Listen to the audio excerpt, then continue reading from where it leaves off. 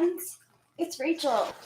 I'm here today because I want to see what my friends are up to.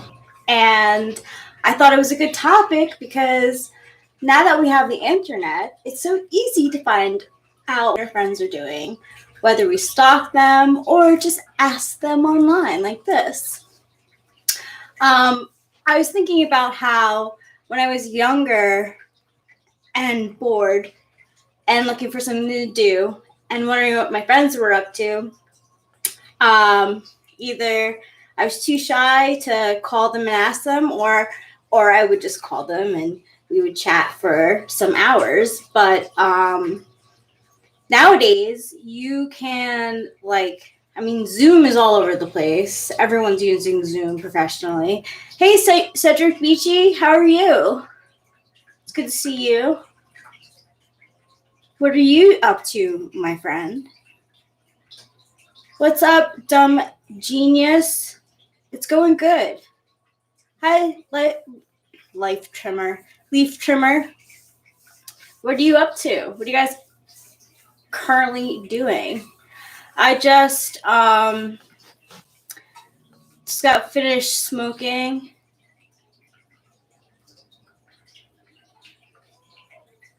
It's the glasses. Funny glasses. I'm not trying to Were you really making origami dragons? That's so difficult and cool. Sup dog to you too, Hambone. I just got done. Oh, you're working on a college application. What part of the college application? Right now I'm waiting for Eric and his dad to get home from Eric's dad's eye appointment. I put a post on Instagram with the pick a card, and I watched some television. I watched this anime called Toradora or something like that. Toradora, which was cute.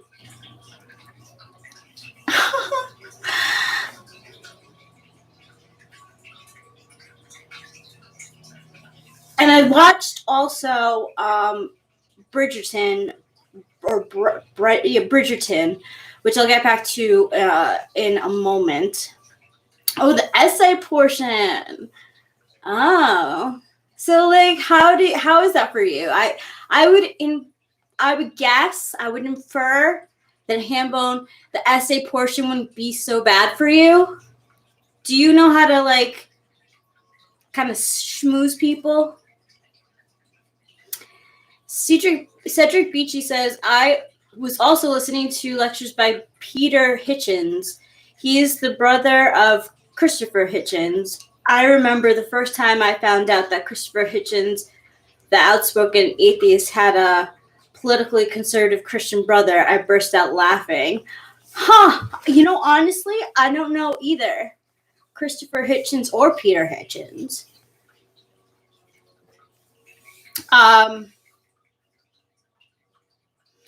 Yeah, I know, Hambone. I feel you. It made me cringe too. I hated writing those essays because I am not good at kissing ass. I'm very bad. My FE tool, sure, I can kiss butt for a little bit when I want to, but I don't like it being pulled out of me. That's really cool, Cedric Beachy. I mean, that is a skill, origami. I bought many origami sets to actually try and do it, and I never did. I think that's T.E. Polar.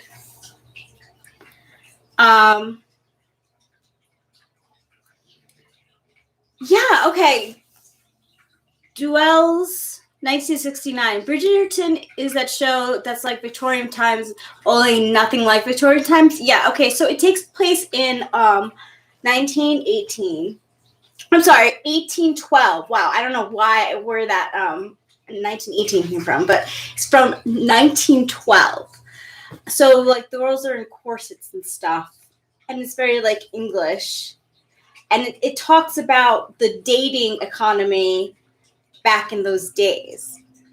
But there are Black rich people in the story, African American rich people who have very high status in the story.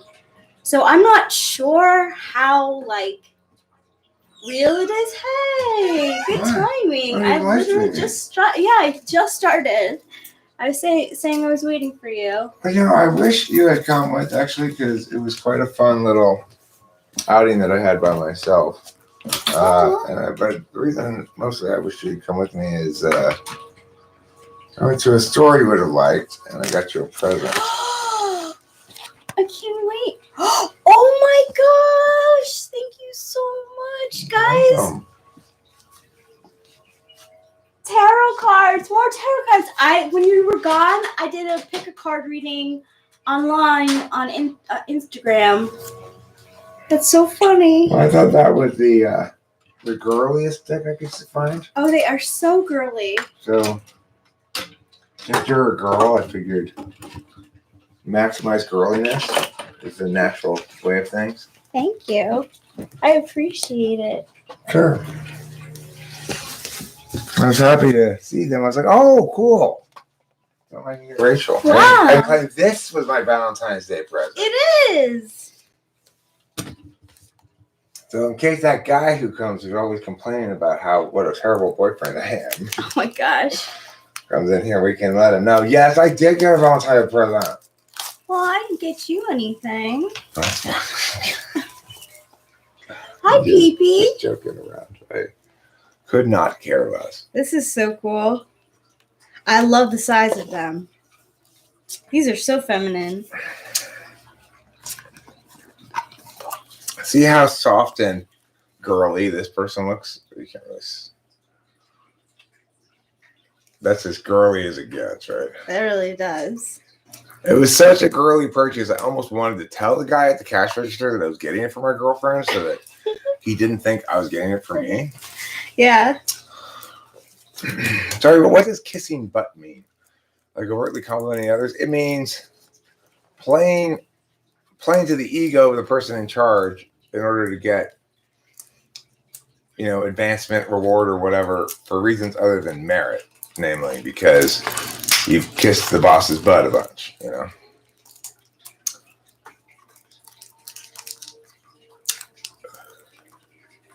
Your wife watches Bridgerton, Victorian times, only nothing like Victorian times. It's fanciful. Is your wife SFJ?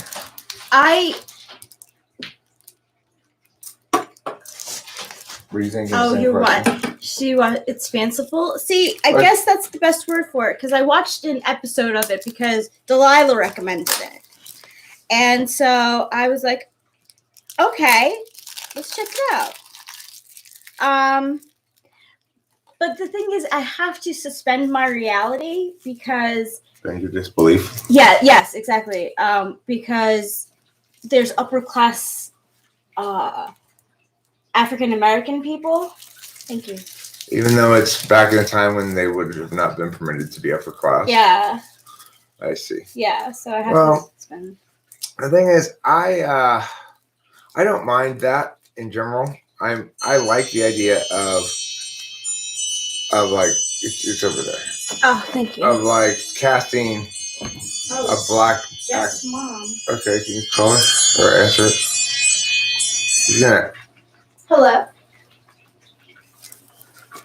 Hi, how are you? Good. Yes, we are. Okay, wonderful. You're welcome. Bye. She coming by to give us money? Yep. That's cool.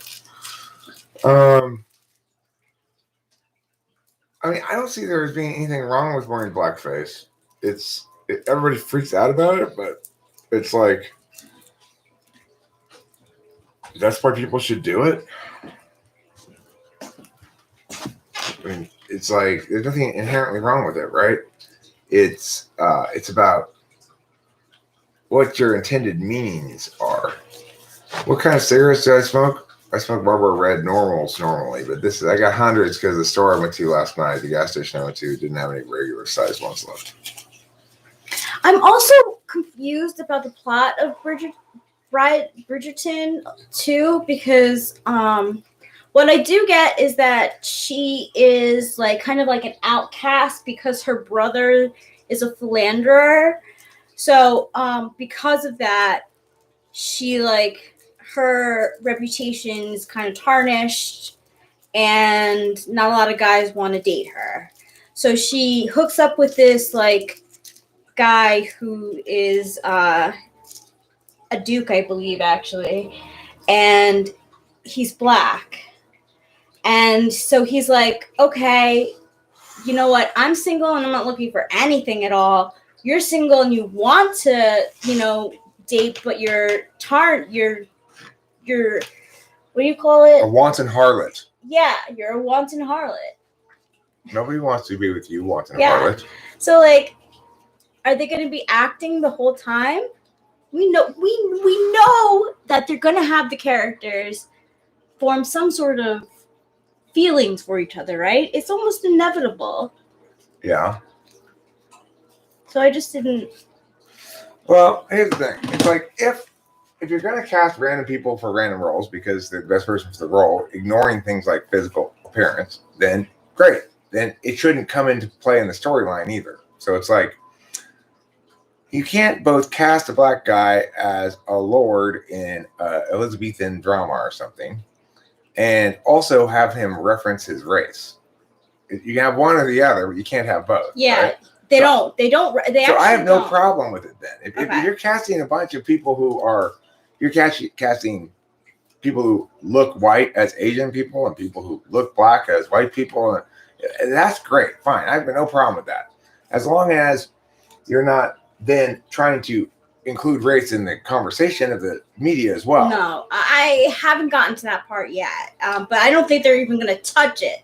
It's like, this is just. So that's good. In my opinion, that's good because it's like what Scarlett Johansson said. Why can't I play a transgender person? Right. She's an actress. Am I allowed to play a person with depression? Am I allowed to play a person with an exuberant personality, even though I don't have one? Am I allowed to play? It's like, it's ridiculous. Really good. The idea that you can't play something that you're not, well, that invalidates the whole concept of acting. The only reason I wanted to know if, is everything else in it historically accurate?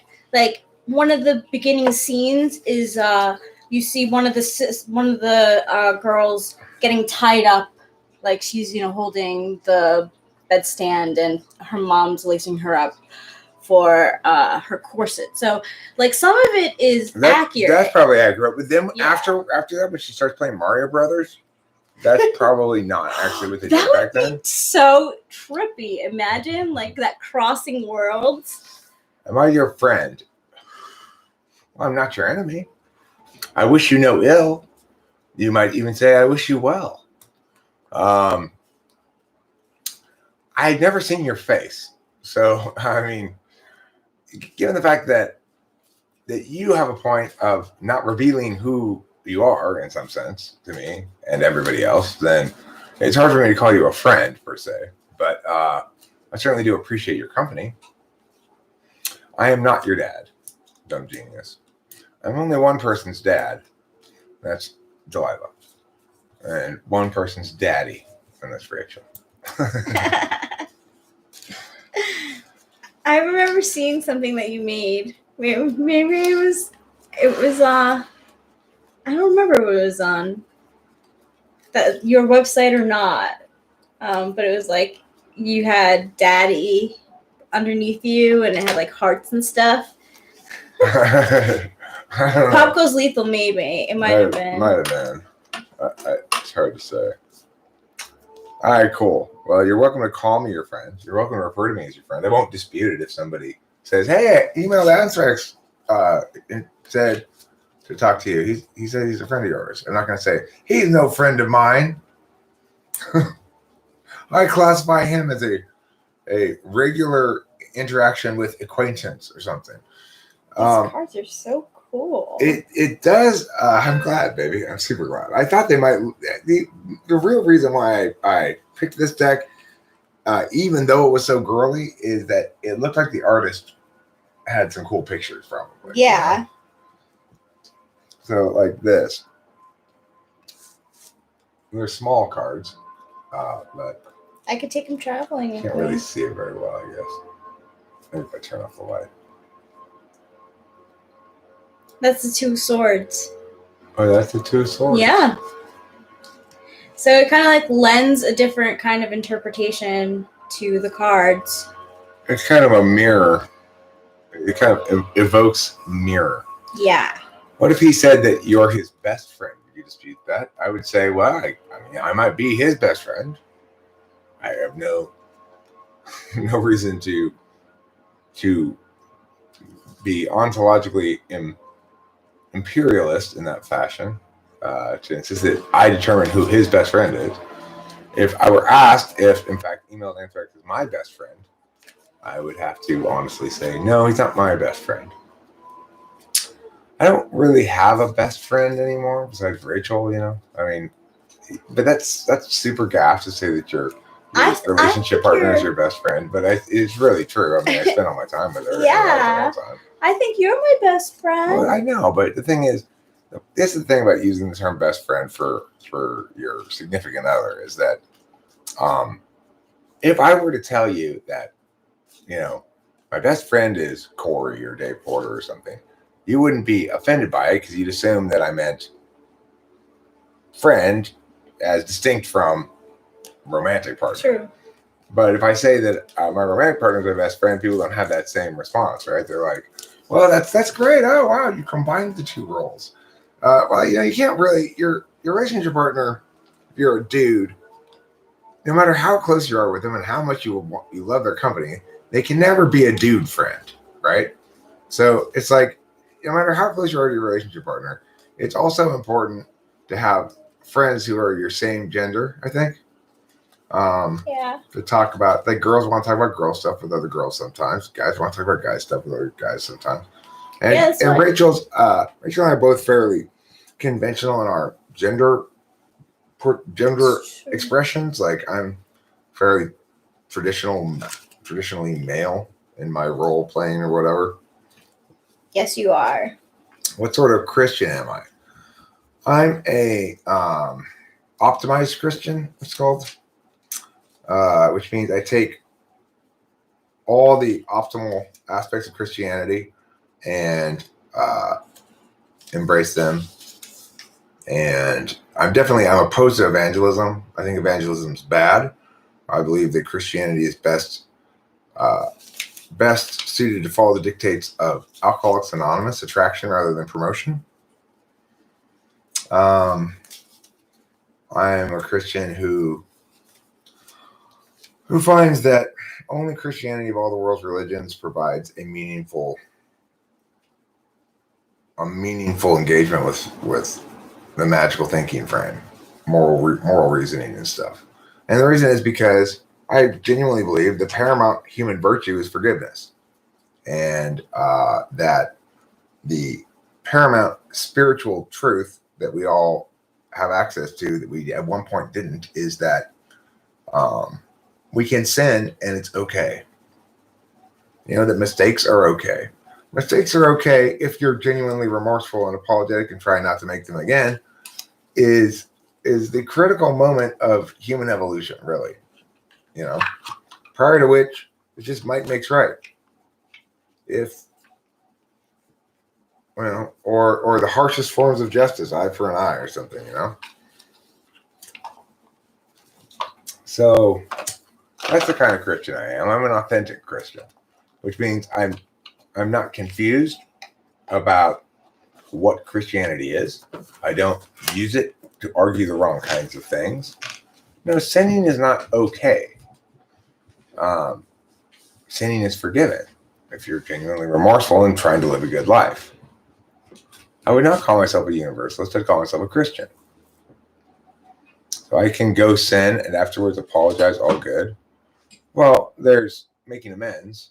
It depends what kind of sin you've done, and it depends what kind of amends are specified by that sin as to whether or not apology is adequate. You know, keeping in mind, of course, Raphael, for somebody like you to go up to somebody else and say, "I was wrong and I'm sorry," is an incredibly challenging endeavor. For somebody like me, it's very simple, but a lot of people are like you, and they find it incredibly challenging to simply say, "I was wrong and I'm sorry." You know, correct. You can't be without sin. I ascribe to that central tenet of Christianity as well, that only Jesus was without sin.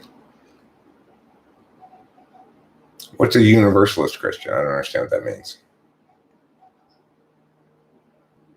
I'm a correct Christian. I understand Christianity correctly. That's my position on it. But I don't evangelize it all. So I'm not saying my correct Christianity is the right thing for you, because I understand that's not a legitimate thing to do with the magical thinking frame. No, I'm not Unitarian. I'm a correct Christian. My position is people who understand Christianity differently than me understand it less well.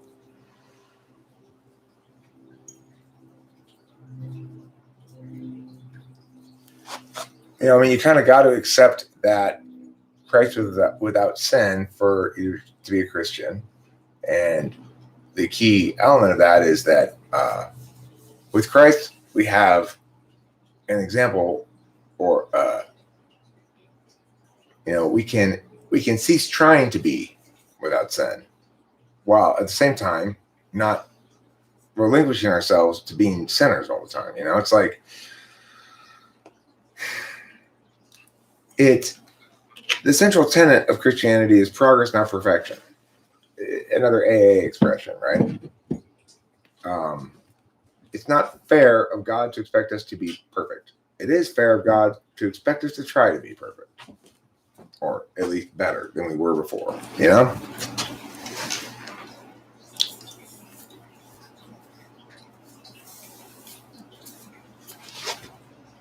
Well, the point of being a Christian, whether you're sinful with or without Christianity, is that if you're a Christian and you're sinful, your sins are forgiven through the act of repentance and acknowledgement and accountability. If you're not a Christian, then that's not the case, right? Or I mean, it might be, you might still have it be the case in your own magical thinking frame, but and that's a huge, massive difference, right, Raphael? It's not like they're the same at all. Trouble wants some food.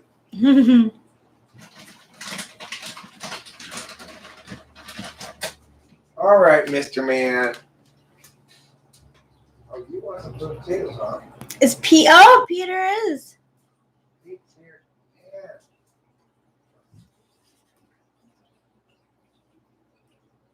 The gang's all here. Pee somewhere out where around. Some other food.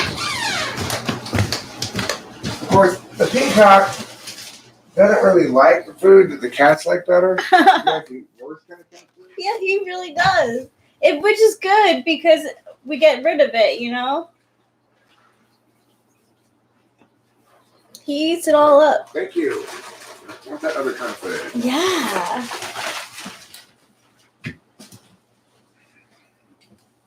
What's 5:03 hours? The funny thing is, people who self-identify as Christian sometimes have a problem with my Christianity, which I think is funny because mine makes so much more sense than theirs does.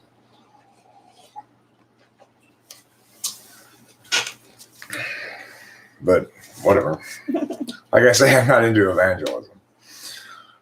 I love your attitude. I definitely don't believe that you have to agree with my form of Christianity to be a healthy person, good person, moral person, or whatever else. What am I looking for? This thing.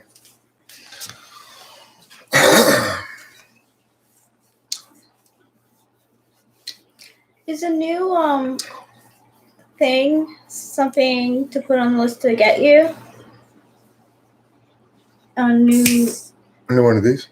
Or But this one still works. It's fine. It's a little wonky, but it's fine. Eventually. Oh, a new one of those? Yeah. Yeah, we should get one of those eventually too. We'll order it online. It's like $40. Okay, so the next. Yeah, we'll get one here pretty soon. Repentance means actually turning away completely, not just merely apologizing.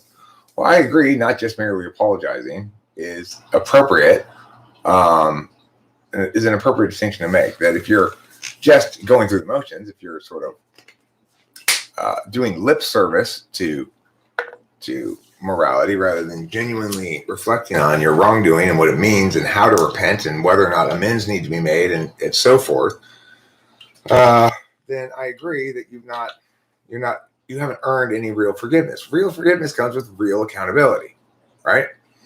But that's not the same thing, Leaf Trimmer, as saying that you turn away from sin, because that would suggest that you are no longer susceptible to making that mistake. And that's lying to yourself. There are some mistakes I'm not susceptible to making. So there's no way I'm ever going to cheat on Rachel, or there's no way I'm going to blah, right? But it's not conceivable for me to say, I will never sin again, because it is true that I am imperfect. So, for example, today in downtown LA, as I was walking around taking pictures, I had a somewhat scary encounter with a tatted up gangster vato looking dude who disliked me where I was taking pictures and was saying like, are you taking pictures of me or something? I'm not taking pictures of you. Hello. Okay, I'll be right back.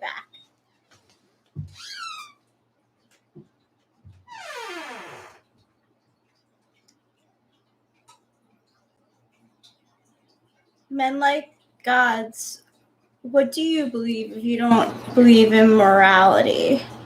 What is your definition of morality?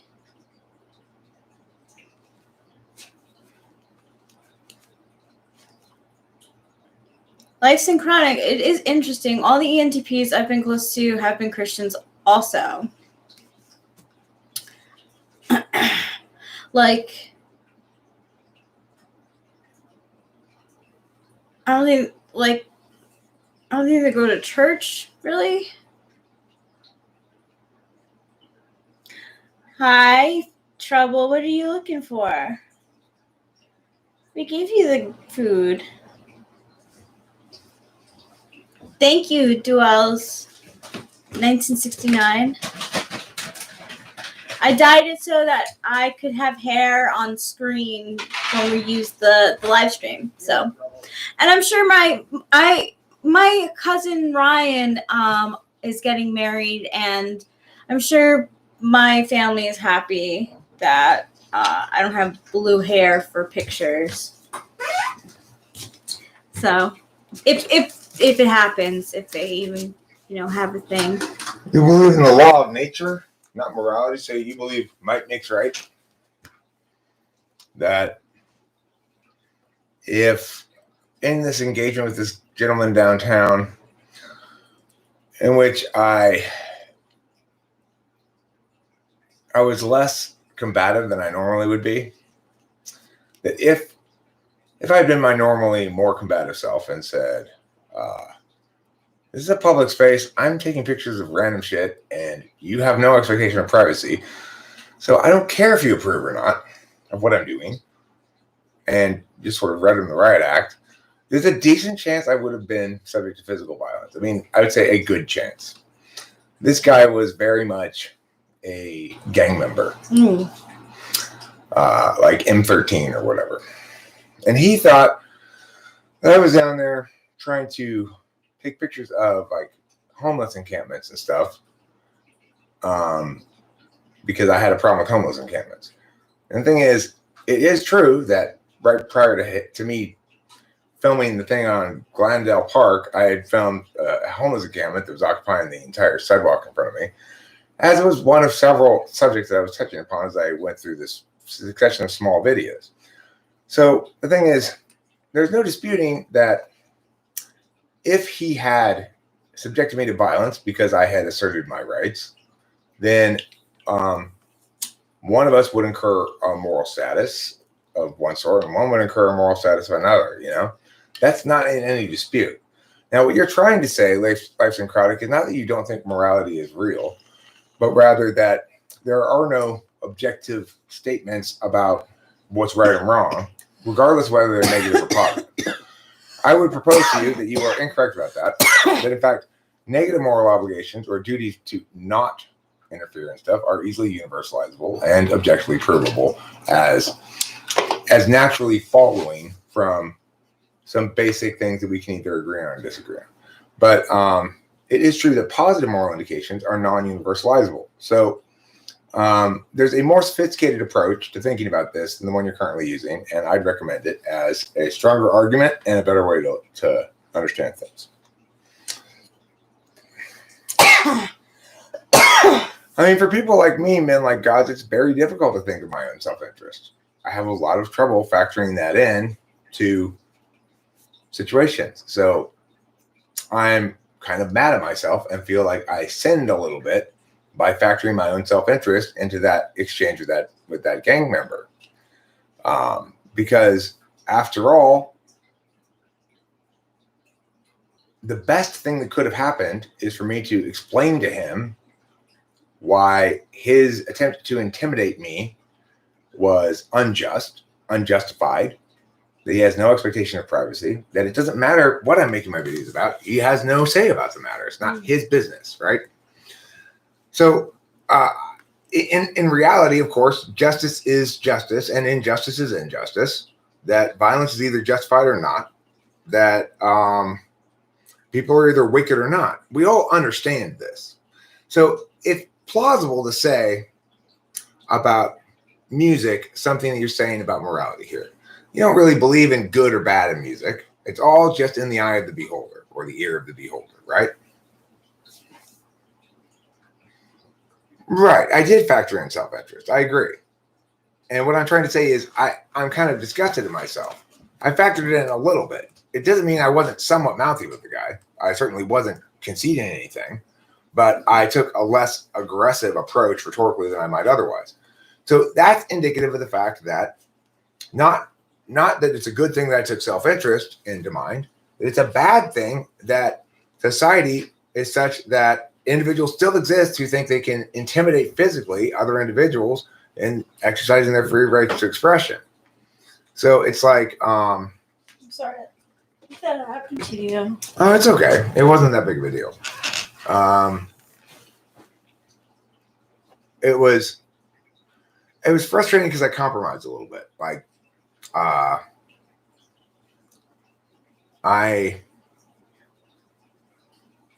allowed myself to alter my rhetoric somewhat because of physical intimidation. And I don't like to be moved at all by any kind of physical intimidation ever. Now, the thing is, life synchronic, that's what I'm trying to get at. There are things in life that we can't deductively reduce to conclusive conditionals, okay? But that doesn't mean that they're not objective. So it is objectively the case that some music is better than others. We can easily determine this when we talk about, say, two symphony orchestras playing the same song. One of them is the chamber music group that plays in the backyard here, and one of them is the same instruments from the LA Phil. And they play the same song. You can hear one of them is played really well, and these backyard classical music players are pretty pitchy and kind of iffy, and it doesn't mean you want it. They're doing it for their fun, not for the entertainment of the listener, right? Mm-hmm. So objectively, it is the case that some music is better than others. But just because we can't deductively prove that, we can't come up with any algorithms that one applies for the art part, not the craft part. So we can with the craft part, right? Say who plays their instruments better. But we can't with the art part. So if you're talking about a songwriter, what makes a song good or bad? Well, a variety of things do. And it is either good or bad. In other words, the status, the qualities inherent to the object, the entity that is a song, not to anything, not to the people listening to it. The reason it's beginning to look a lot like Christmas is a popular Christmas song and some Christmas song you never heard of isn't, is qualities inherent to the song, not to the listener. So we all know this fundamentally, but because we mistake mistakenly think that everything has to be parsed meow or else we reject it, or everything has to be parsed meow or else we reject it, because everybody's so stuck in their cognitive function biases. They tend to neglect the reality that not all objective things are reducibly determinate. So, it's like there are subjective matters that are arbitrary, and there are objective matters that are arbitrary in terms of argumentation. But an NI person tells you, like when Legends Fall tells me, well, this is my objective analysis of the situation. The election was stolen. What he's saying is there's a lot of stuff that triggers my NI in all the same way to make me conclude this. And in that regard, he's being objective. But I think what he's not recognizing in this instance is that his use of NI is being driven by his FI, not by his NI itself. It's like he really wants it to be a certain way, and that's causing him to notice all the details that go along with that intuitive conclusion and to not notice the ones that don't. Confirmation bias, basically.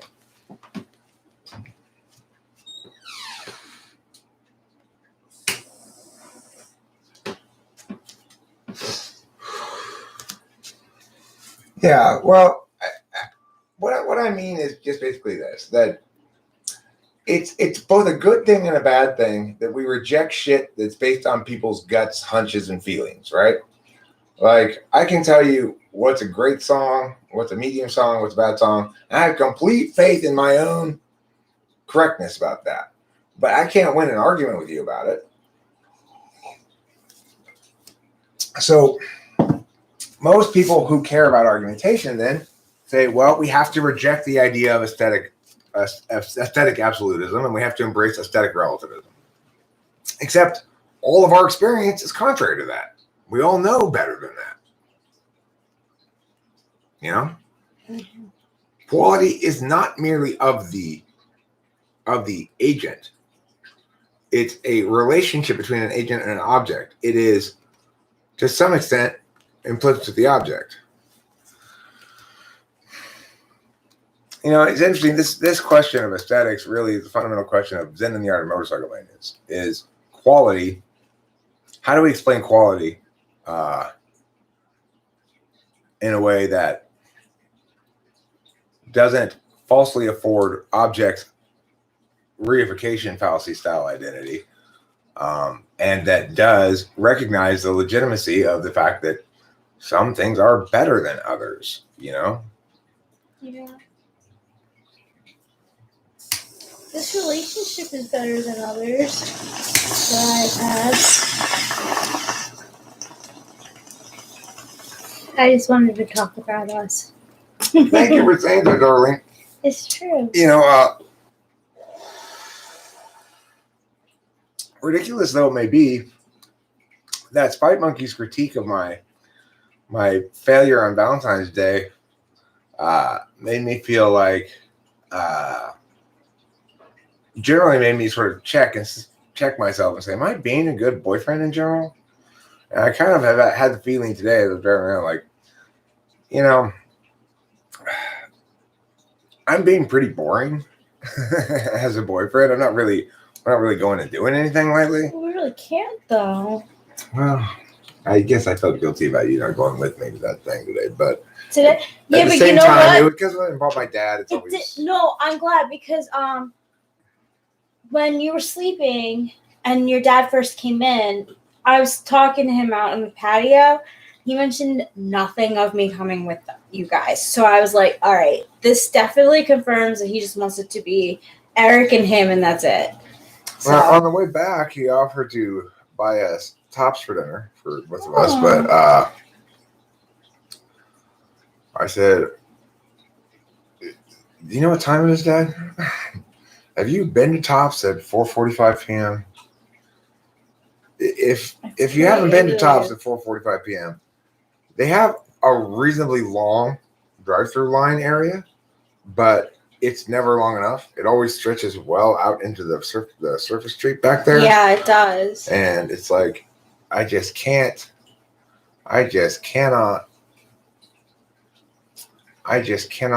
wait in that long of a line. You can't derive morals from the world around by mere observation. What do you mean derive? I mean, you can't derive a normative framework from.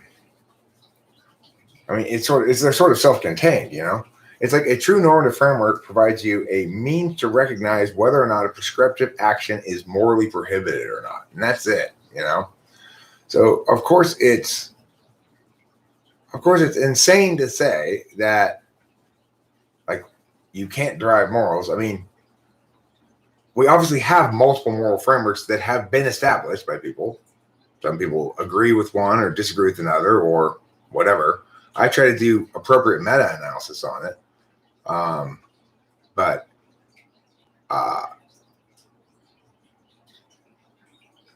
you know, to say that you can't derive normative frameworks is to say, well, you can't grow apples on trees. It makes me say, actually, you can't grow apples not on trees. You know, it's like talking about silly. That is silly.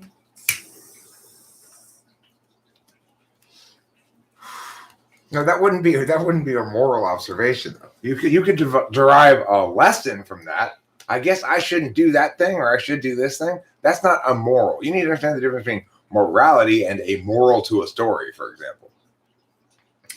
A normative framework is that which informs you about a prescribed action as to whether or not it will be morally acceptable or not. In other words, whether we should nix a prescribed action before we consider it further on moral grounds. That's all a good normative framework should do. I have a question. Mm-hmm.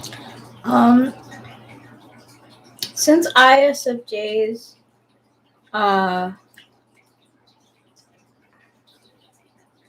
they know best by their own experience. Mm-hmm. Does that mean that they're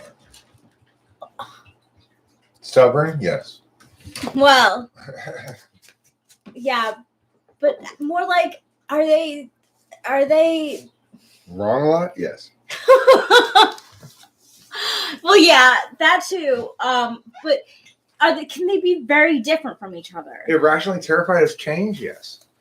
Can they Well, be very they can be very different in like notable things. For example, you know, if you were to compare Dave Porter and my mother, you'd say, well, Dave Porter's a slacker. He plays music and kind of makes a half-assed living as a musician with some odd jobs here and there, living in his significant other's provided environment. Like, cheers. You know, she's taking care of him, sort of. Anyway, the thing is in fact Dave Porter different from my mom, who was very, very conscientious in her work and stuff, like very much about every little bit counts. I'll take that extra job to get another $100. Every little bit counts. If you were to look at external things, they'd be very different. But if you were to watch them interact with me, you'd see how similar that they really are. Like, the percentage of listening and talking, the way in which they respond to things, the way in which they voice concerns and what they voice concerns about. You know, a lot can be told about somebody else's type by how they interact with another type, if you know what one of the two types is, right? Yeah. Here at Lamb, I'm not disputing that. For a while, I used to think that it was quite plausible that there was a nurture element to this, that to be an ENTP required that one be extremely well loved or something growing up. I've encountered a couple of ENTPs who are damaged, though. And so that would seem to that would seem to be contraindicative of that. The other thing is, I had a privileged upbringing, but not in the sense that I was allowed to indulge my crazy and practical ideas. So I wasn't really empowered in my impracticality. In fact, I had it generally squashed, you know. I don't find that was damaging. My parents very much loved me, both of them, and still do, to the extent that my mom's still capable of that sort of thing, you know.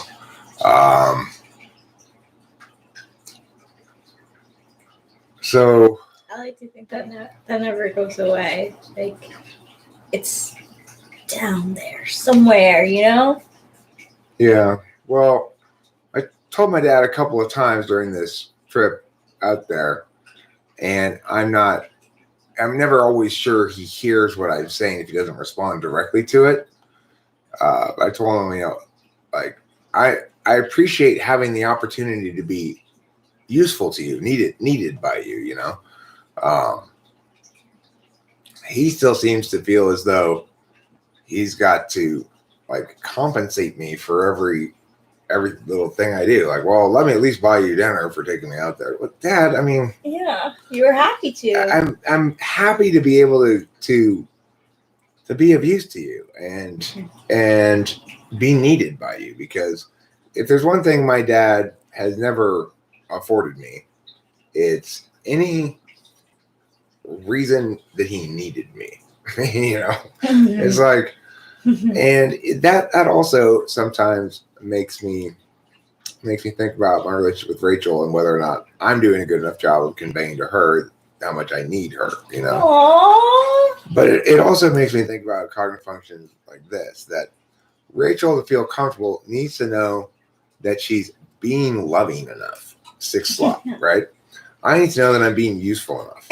Yeah. But interestingly, the core fear might be for Rachel being useless, even though to avoid that, she displays that she does enough energy towards being loving, whereas I'm afraid of being sort of fundamentally worthless. In other words, I don't quite get how I am of value to my father in a non-utilitarian frame. Like, well, I'm of value to him because he loves me. Well, why does he love me? Well, I can't come up with any good reasons. So it's like, if I were more useful, I would say, well, he loved me because I'm useful. Or if he, like, you know, it's like, if I could provide some activity for us, like, hey, Dad, you want to come talk politics that we could bond about on the live stream or whatever? But he just always like, no. So, well, he likes coming up with the ideas. Yeah, he likes coming up with the ideas himself, and he likes to do things his way. So the way, you know, he drove there, and I drove back, and the way he wanted to go there was a fine enough way to go. But even then, he didn't go the way he is kind of losing it a little bit, like barely, but like, he did go past the freeway, but instead of going down the little extra freeway thing that gets you closer to the Pasadena freeway, or going to Orange Grove, either of the two faster ways to get from the Tucson to the Pasadena freeway, he went all the way down Arroyo Parkway through Old Town Pasadena, which added a good solid 10 to 12 minutes to our trip. And then when we got there, he's like, well, it took a lot longer than 13 minutes. It said, well, you didn't go the way it said. I mean, yes, you took the same freeways, but you didn't get from freeway A to freeway B the same way. You know? Of course, I didn't bother saying anything. No way. Like that. No. When things, you just let it slide. That's the best advice that I've gotten with I just your let it dad. go. It's just because sometimes like he mishears me too, and he'll be happy with what was misheard, and I'm like, that's great. and then after, you know, I'm driving back, so he in general has always had this rule that, you know, whoever's driving's in charge. So as soon as I'm behind the wheel, he has nothing to say about which direction I should go, you know. But he felt the need to come in here and tell me which route we were going to take, making me assume that I was going to be driving there naturally. No, he was driving there. Why he needed to come outside with the Thomas guide, okay? With the Thomas guide. If you don't remember Thomas guides, I don't blame you, but old school, this is straight from my childhood. It's a big fat book of maps, and it's all the LA streets. And of course, it's got to be at least 15 years old because it's had to have stopped making them at least that long ago.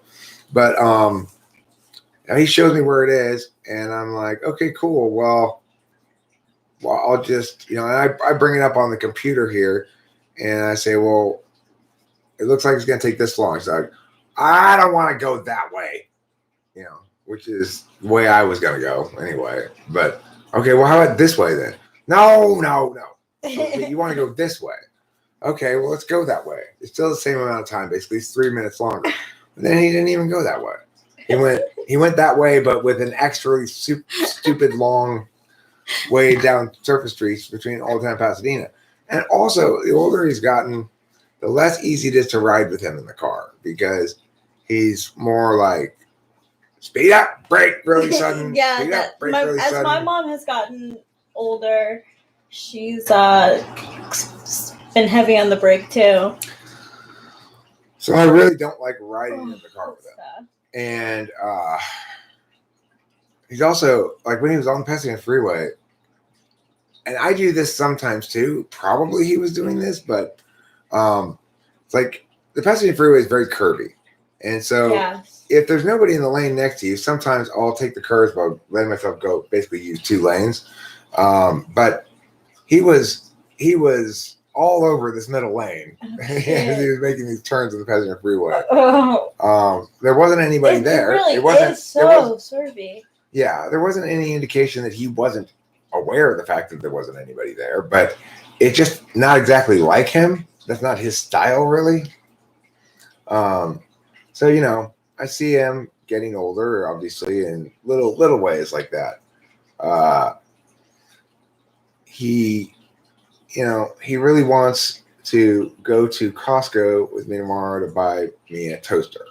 So this is another example of how ideas backfire on us constantly.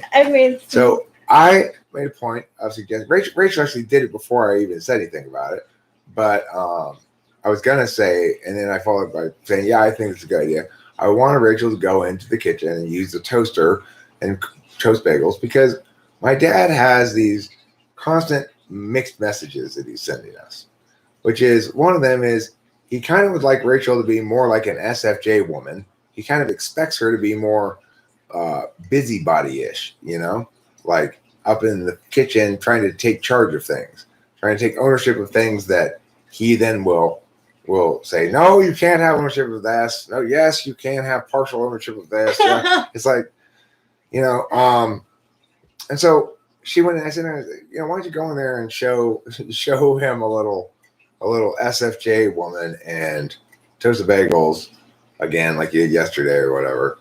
And she did. And then of course, instead of it impacting things like I wanted to, which is trying to give my dad some SI experiences that are more consistent with what he expects, it backfires. Now I got to go to Costco and get a toaster.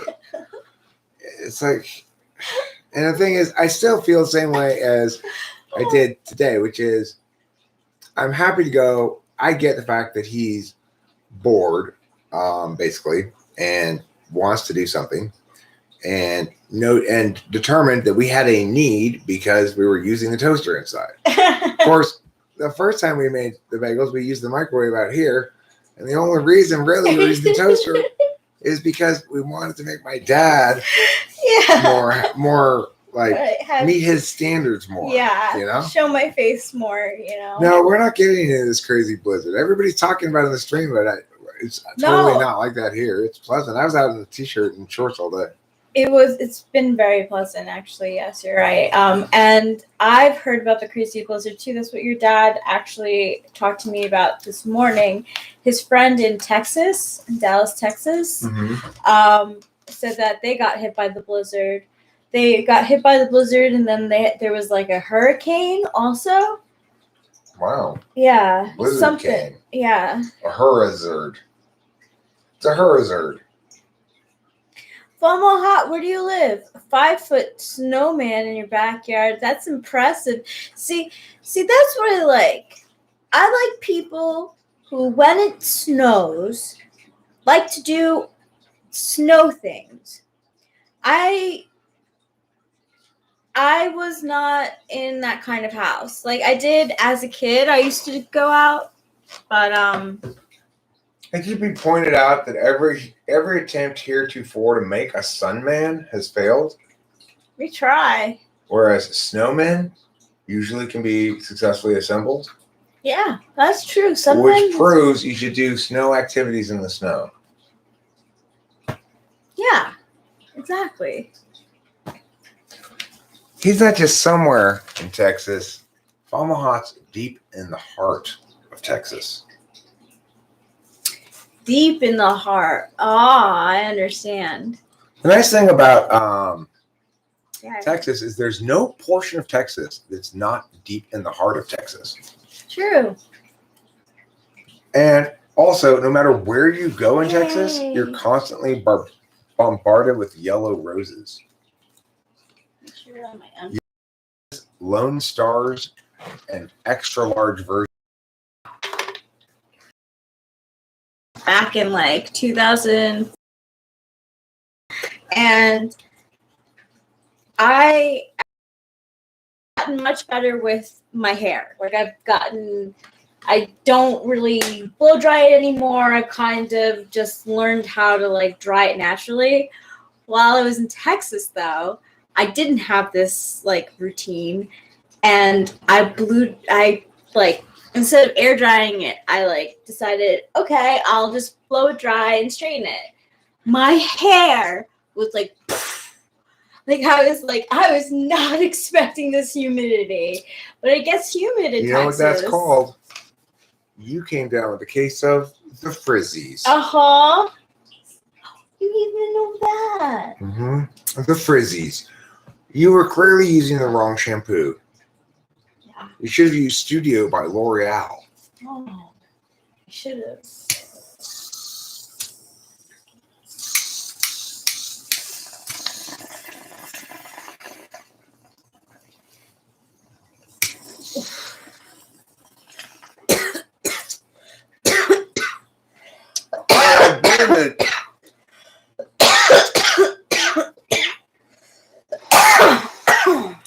When I've been in the deep south before during the summer, Alabama or Louisiana particularly, or the two places like I remember this occurring, it was like also Virginia one time when I was in Virginia. That's not the deep south,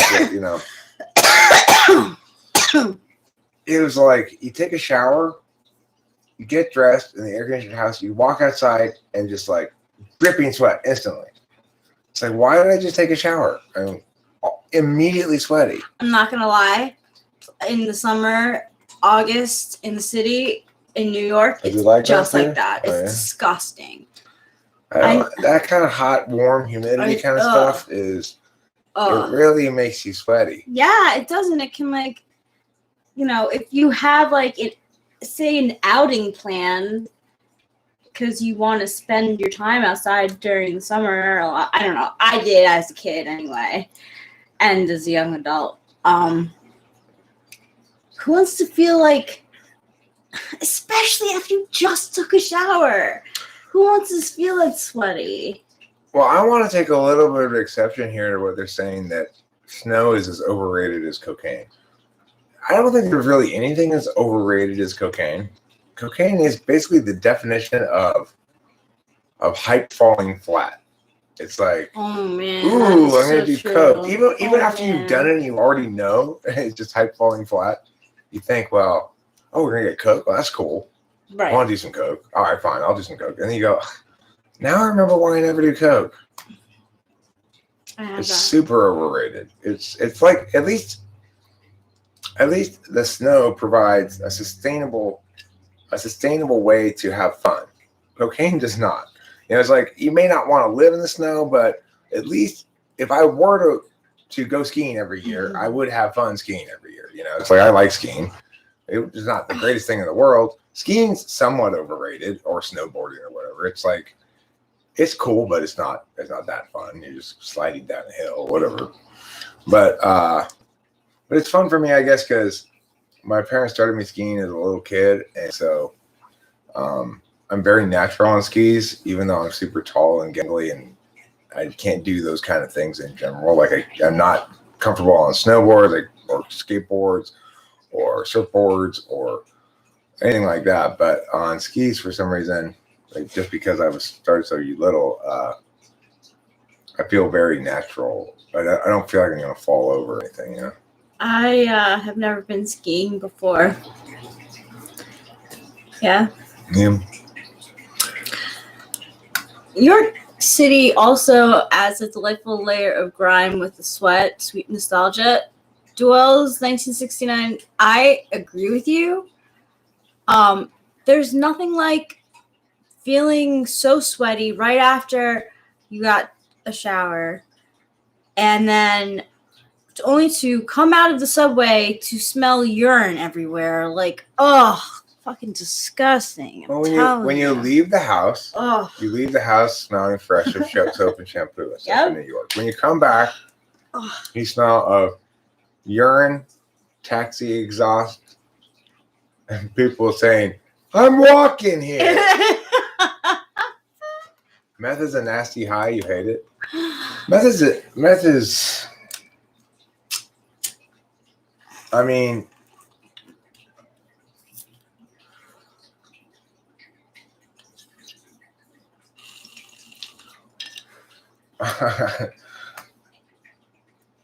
I couldn't imagine myself saying that really, but I kind of get what you're saying. I mean, speed in general is kind of like a gacky high, The problem with meth is the duration. It's there, as far as time commitment goes. There's no. You might get drunk on Friday evening and be hungover Saturday morning and be back to normal Saturday afternoon or Saturday evening. Maybe if you drink a lot Friday night, maybe you're not back to normal until Sunday. But if you do meth on Friday night, Wednesday morning you're going, what am I doing? Why am I doing this? Where have I been? What have I been doing the last several days? What is this thing I have made here? I spent so much time making this thing. I wonder why. What was I thinking? That's so funny. Yeah, you're up for 35 days geeking out. Well, I mean, the thing is, you don't have to be up for 35 days gacking out on shit. It's very difficult to manage quantities with meth.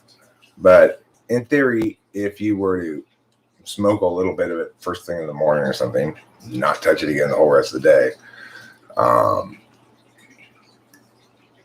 you'd probably just stay up one night and sleep the next morning or something, That is one shiny doorknob. Yeah, I made sure I got every possible little spot on. I have had some cleaning frenzies on meth before that ended up being quite gratifying afterwards. If you're somebody who that's your thing, then you spend all your time on meth cleaning for no point at all. You have this perfectly spotless space and you're just cleaning all the time anyway. What weed should I smoke? Have you had much of the Laughing Buddha? No. Well, why don't you give it a shot? ISFJ meth addict. Or ISTJ meth addict, I think. ISFJ meth addict. ISFJ meth addict is just on the couch. They've got, despite the lack of hunger, they've got their Haagen-Dazs. They've got beverages of various sorts.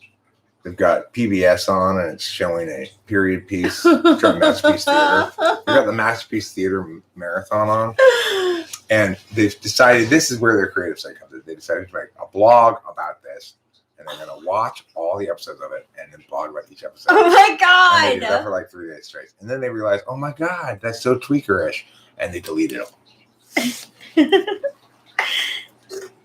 Minus the crack. That's my sister. Like Okay. seriously.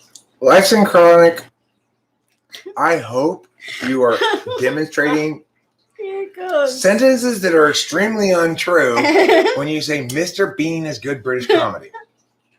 No. I have a question though. I have a question. A serious question about Mr. Bean. Okay. I have a serious answer. Okay. So I, as a child, thought Mr. Bean was funny. I don't find him funny now because it's just not funny. But as a kid, is it more acceptable? Yeah. I mean, the thing is, I would expect that in general, SENI people are more receptive to physical clownings. Now, I have seen various physical clownings that are highly effective to horrible. In other words, slapstick kind of jokes, physical jokes in general, facial jokes, etc. But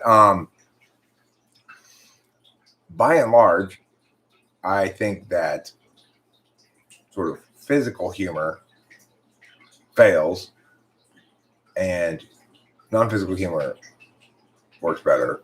But there are, again, when you can make a joke using the environment very successfully, then that can be really funny. But I can't think of a great example right now. Of Mr. Bean? No, of physical jokes that work really well. Well, one would be Steve Martin pouring the coffee in Dead Men Don't Wear Plaid. So he's making his famous cup of Joe that he makes, which is he puts some coffee in a pot, he cracks an egg into it, moves it all up like this, and then boils it and strains it, and I don't know. But the point is, he starts pouring the coffee into the pot, and it just keeps pouring and pouring and pouring. And there's a small bag of coffee, but it keeps continually pours out more coffee. That's so great. That's a good example of good physical humor.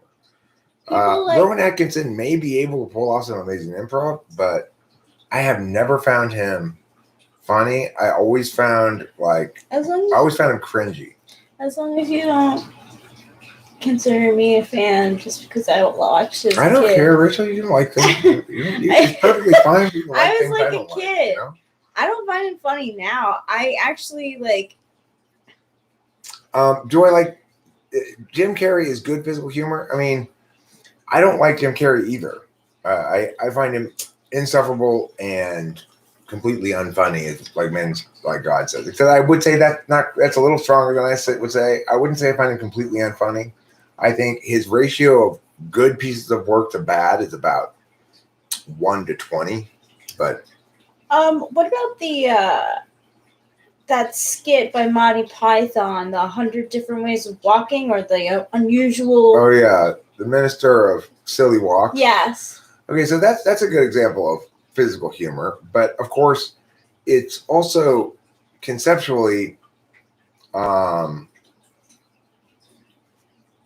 it's about context rather than the appearance of a thing. Yeah, right? it is. So it's about the fact that these are like government officials, and this is yeah. if you were to treat silly walking in a bureaucratic fashion.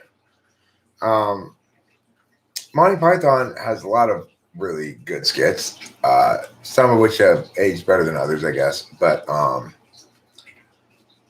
I definitely was influenced by Monty Python. No, honestly, like Synchronic, I watched Mr. Bean a year ago, probably with my dad, because he loves it. He loves Mr. Bean. And the thing that I thought was the funniest was the small car that had 3 wheels. I don't know why, but that car makes me laugh.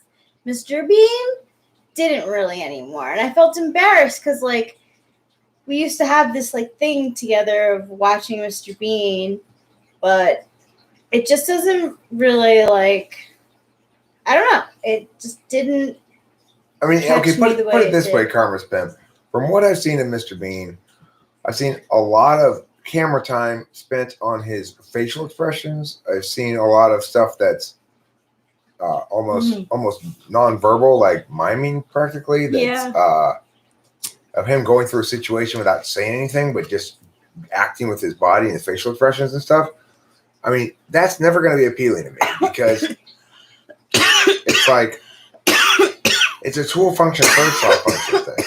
I like jokes that are made out of words. And,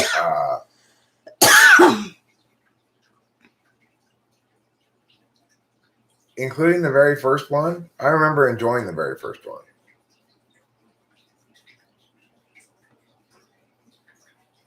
Wait, which one's that? This movie Friday, it had like Ice Cube in it. I've never seen it. I want to watch it. Maybe you should watch it sometime. I never saw any of the other Friday movies, but I'm pretty sure that first Friday movie was good. I liked it. Anyway. I heard it was good. I've been recommended Friday, and a lot of people who learn that I smoke it are like, "You've never seen that?" Like, yeah, no. I mean, in general, I don't like weed movies, but because I think I don't, I don't identify with any of the general marijuana stereotypes, I guess. Yeah. I don't ascribe to or celebrate any kind of marijuana-based lifestyle or anything. I don't think it comprises partying or something like that. It's just I just smoke a lot of weed, Yeah. I don't know what to say about it. There's nothing more to it than that, really. Yeah. It's true. So I can think of other examples of half-baked is okay. Half-baked? Half-baked is okay if you're 28 years old, I guess. I think what's his name is really annoying. But Squinty guy? Yeah, like Squinty. I know exactly what you're talking about, but I have no idea what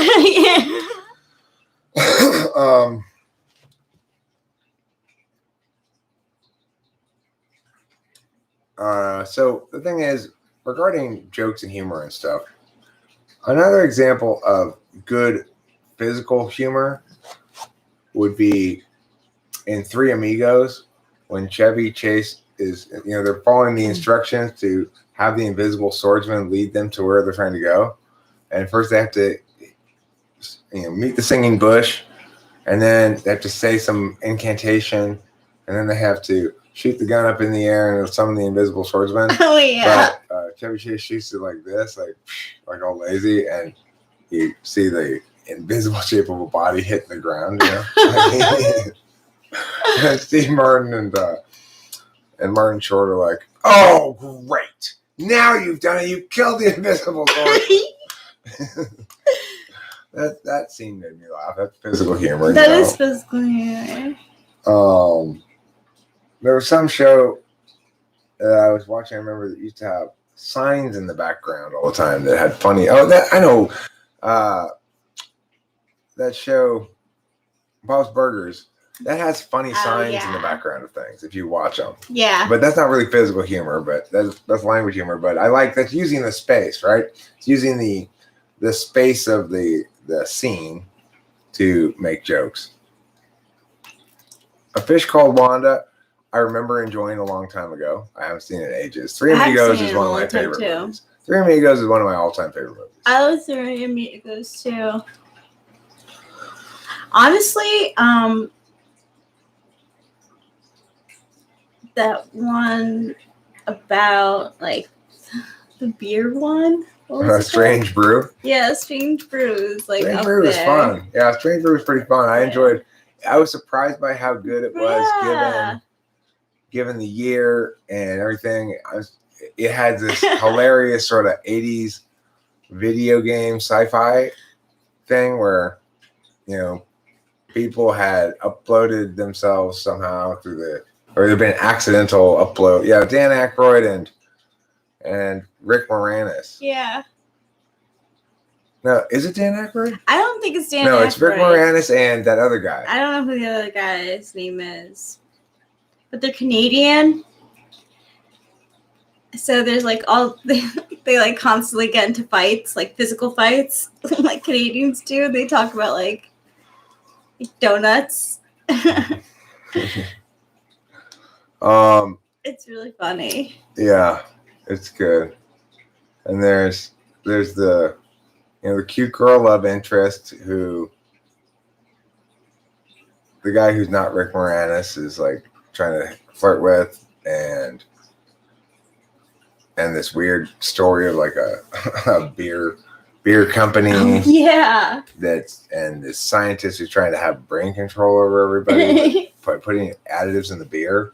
And then at the very end, they have a whole truckload of beer that has this additive in it. And they verify that it's not like poisonous or anything. It just lets you be mind controlled. And so then they get to take it home to their dad, who's super happy at the end to get a whole truck full of beer. And finally is proud of them. And it says to all the neighbors, look at this, everybody. Okay.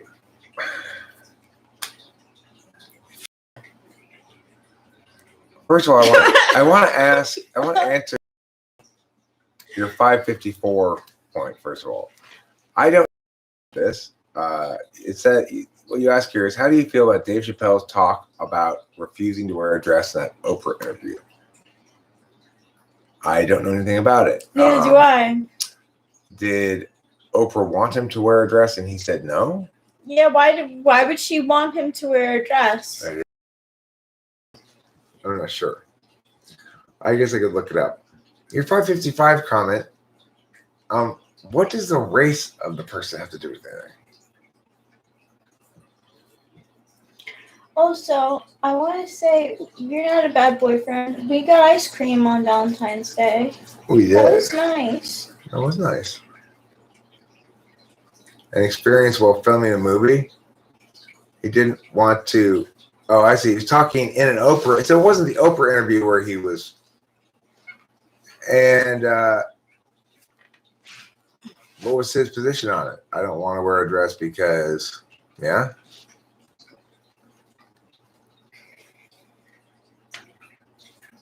Oh. All right. Whatever. So he doesn't want to wear a dress? I mean, don't people have opinions? Or preferences? I want to go back to the issue of blackface. Somebody earlier said, you just tanked your campaign by saying you don't see what's wrong with wearing blackface.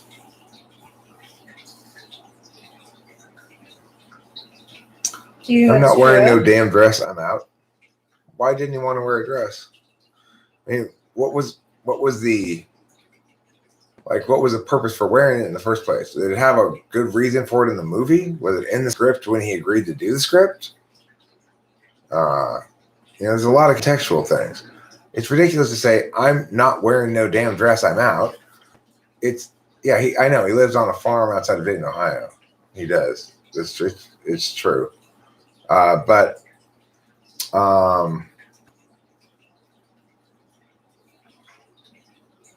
they pulled those episodes of It's Always Sunny on Hulu.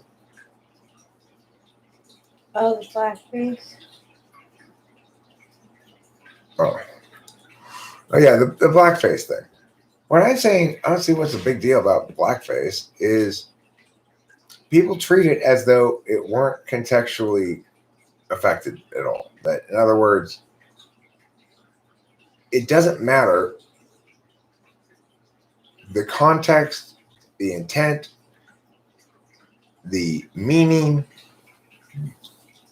or even largely the person, the individual who chooses to do that.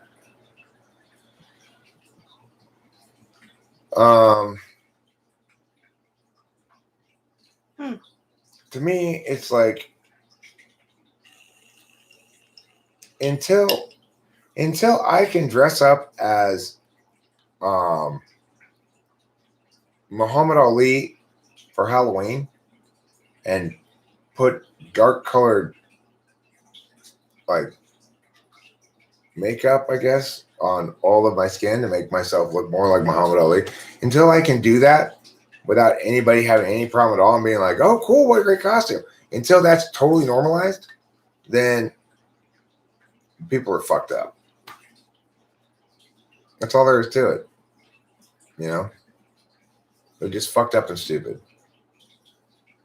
Just because it used to be the case that people wearing red hats were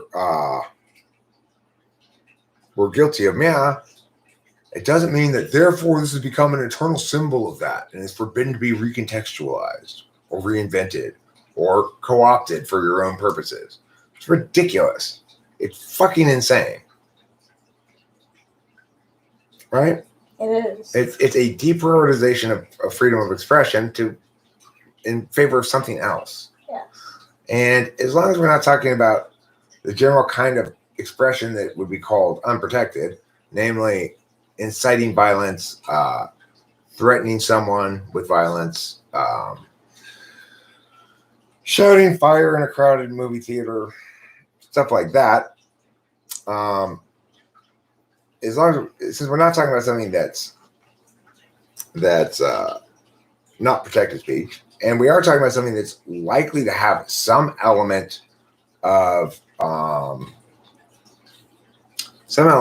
politics to it as well, then it certainly is protected speech, and therefore everyone's response to seeing someone in blackface, it should always be this. It doesn't matter what my opinion of it is. What's most important is that we respect his or her right to do that. That's what everyone's response should be. All the time.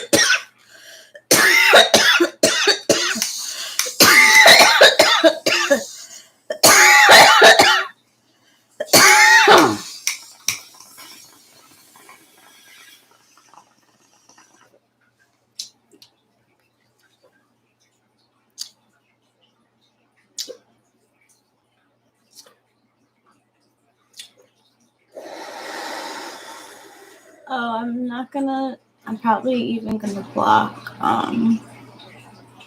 Magic Jackie from Instagram because he started to get inappropriate, and yeah, no. What did he say? He sent me a picture of his butt, like not naked, just like in a mirror, and he's like, some eye candy for you. No, thank you. That's definitely inappropriate. Yeah. So, okay. Let's not conflate different things here because Leaf Term was talking about, no, you didn't. I'm sorry. You said wasn't the only reason, though. He also said, retract the last couple sentences for me, okay? He felt the producers were laughing too much at his race jokes and laughing at him. It wasn't just the producers. He felt some of the audience as well. In other words, he didn't like the fact that in his mind, some people were laughing at the race stuff because they were racist and enjoyed the racial caricatures in some sort of hate-driven or groupist way, rather than appropriately laughing at the absurdist of the notion of racial caricaturing, which is what basically Dave Chappelle was trying to do. In other words, Dave Chappelle is an NTP who understands race basically like I do, and he didn't want to empower groupists to be extra groupist with his facile critique of groupism. So, it's like, I get that, but I think he made the wrong call. He made the INTP decision. He ran with fourth slot FE rather than raise both middle fingers with third slot FE. The thing is, how well and how effectively you raise both middle fingers, it's, a lot of rhetorical battles. In other words, a lot of battles in the public sphere over what ought be the response to something, whether people ought to be shocked and outraged or whether people ought be something else.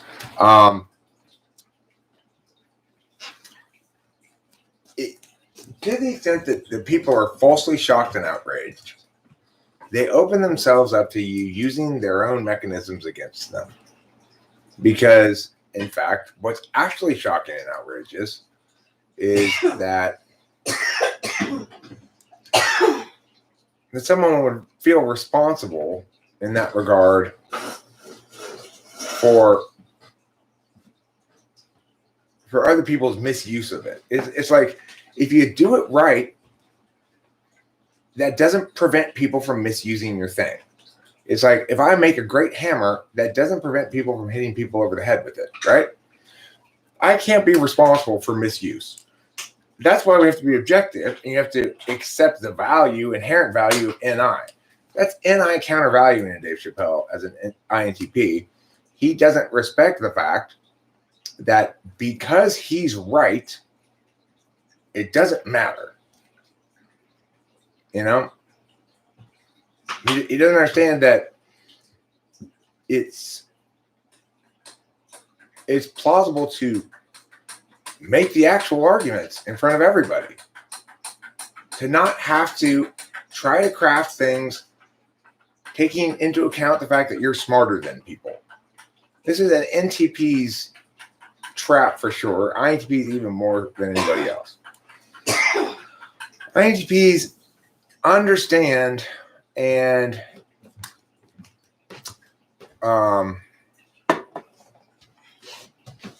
they understand and try to control too much stuff. It's like,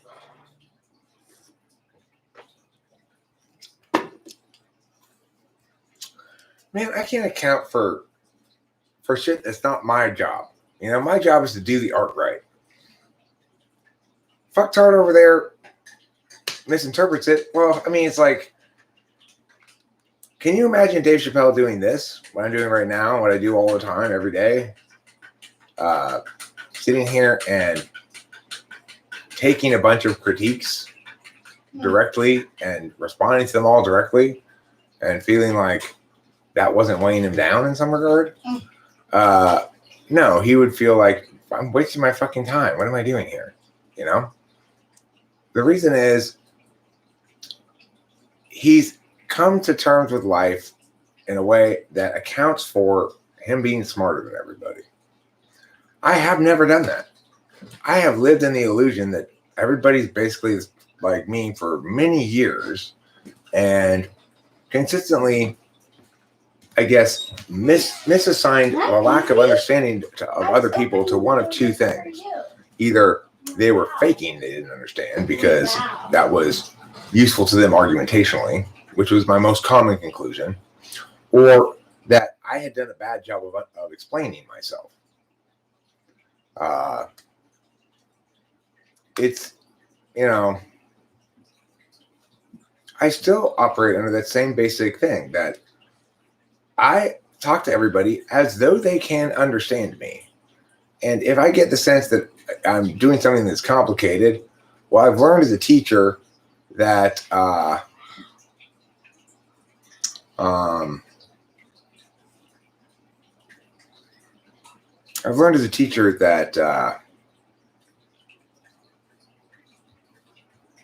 that explaining things requires a certain amount of repetition and some attention to NI, concision, and also simplicity of words is helpful too. So Dave Chappelle literally stood on a soapbox in a park and told jokes for free. I'm sure he did. I mean, he's perfectly comfortable telling jokes. That's what I'm saying, right? Is that there's a big difference between being comfortable telling jokes and being comfortable about knowing what the reaction is. Because in that instance, you have complete control over the ideational field. You know what you're trying to say, and you're gauging whether or not you're successful based on their laughter. And imagine the sort of ontological bomb it is when you suddenly determine that you can't accurately gauge by their laughter. You know? obviously that's gonna throw a wrench into the thing. What I do here is totally different than that. Completely different. What I'm saying is seeking, receiving, and responding to a series of critiques, which is what I spend much of my time doing here. It's not like, I mean, probably about half the time here, I'm chilling, making jokes, maybe answering questions, talking with people in a pleasant way. But at least half the time here, I'm defending myself from various critiques, because I get a lot of people who come in here and want to tell me I'm wrong about this, or say something I disagree with. Then I engage and say, no, you're wrong. It's like it happens all the time. When I'm saying Dave Chappelle would not do that. Why? Well, because countervalued NI. He thinks it's a complete fucking waste of time.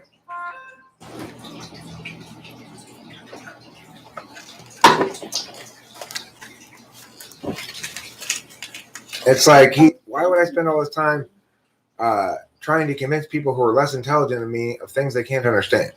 Would be an INTP's perspective on this. Intellectually, that question has a lot of NI to me right now. It's like,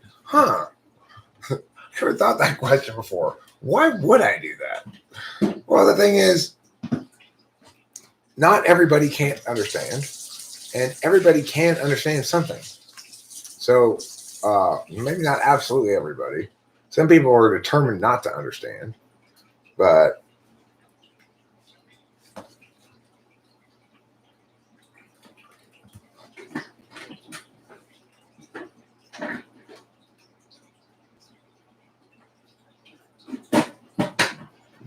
well, that's fair, Leaf Trimmer. I like that, what you say there. I don't like Karma Pemp's comment there. I am not in favor of racist shit. But what he says here, Dave talked about how much he respected Martin Lawrence, and after Martin had a breakdown and ran the streets holding a gun, screaming they're trying to kill me, Dave said that for Martin to have done that means something must have happened, and calling Martin crazy was not warranted. I thought I read that as not unwarranted. Calling him crazy is not unwarranted. The warrant being he ran down the streets holding a gun, screaming they're trying to kill me. Now, not knowing any more details beyond that, if there were people running behind him, chasing him, then that would not be an indication. It would not be a warrant for calling him crazy. In other words, he's holding a gun, he's running. If there are people chasing him, then, in fact, if he's saying, they're trying to kill me, it's fair to say that calling him crazy is unwarranted, okay? If nobody's chasing him, kill him. Running down the street with a gun trying to kill me is not a sane way to deal with that situation, right?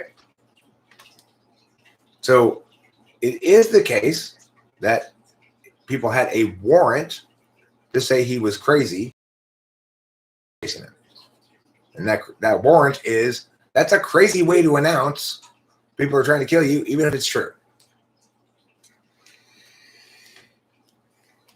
So in that regard, Dave Chappelle is wrong when he says it is not warranted. It is warranted to call him crazy. There's a clear warrant there. It would not be indicative that sick stuff is going on in Hollywood if there's nobody chasing him. It would be much more indicative of him being crazy, because remember, that's not a sane way to deal with the fact that people are trying to kill you.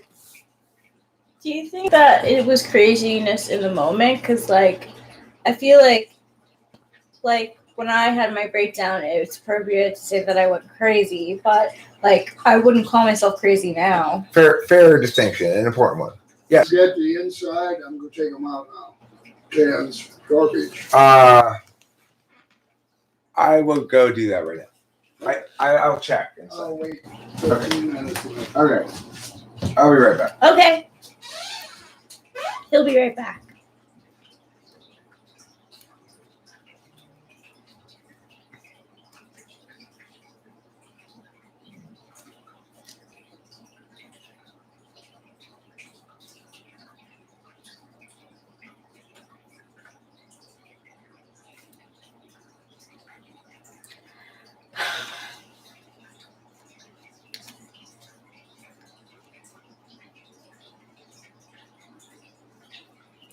When did this happen?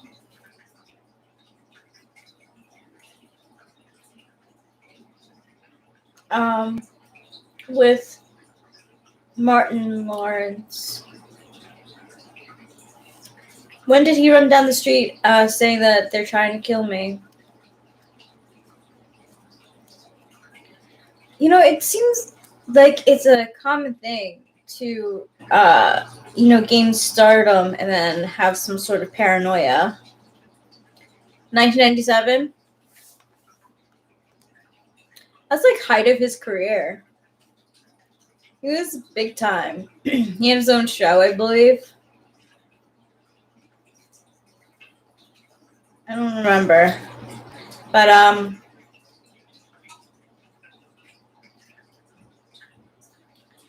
Randy Quaid is completely legit in my eyes.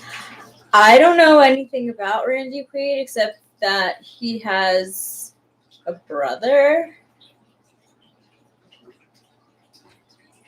And right? He has a brother.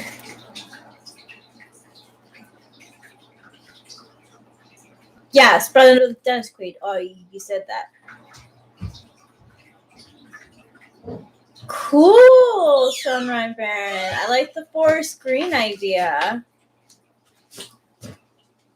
I don't remember exactly what we were talking about before I left it, but that's one of those things that I just learned to accept. Like, okay, my dad's of the opinion that before you take the trash out to the street, you should empty all the local trash cans, you know. These ones here don't really have anything in them. Yeah. But one of the ones inside did, so I went inside and got it and took the trash can. The thing is, our trash can never really reaches all the way full, so it doesn't really matter if I put the trash in there the day before the trash gets picked up or the day after. We're never pushing it as far as room goes. So, but whatever. I just do it Dad's way and don't. Yeah, don't argue. That's what I try to remember all the time. And honestly, like, when it comes to household things, it's nice having him around. Right. You know, it's only fair that since we're going to benefit from his maintenance habits in general, because he loves maintaining things. Yeah. That we just go along with his maintaining protocols with a little pushback as possible. Because it's not like we're going to have better maintenance protocols. Right. We're so metaphysical. Right.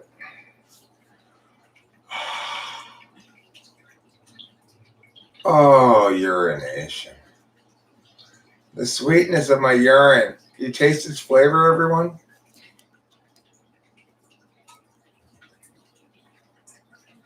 It tastes like magnolia flower smell. Aww. That's so sweet.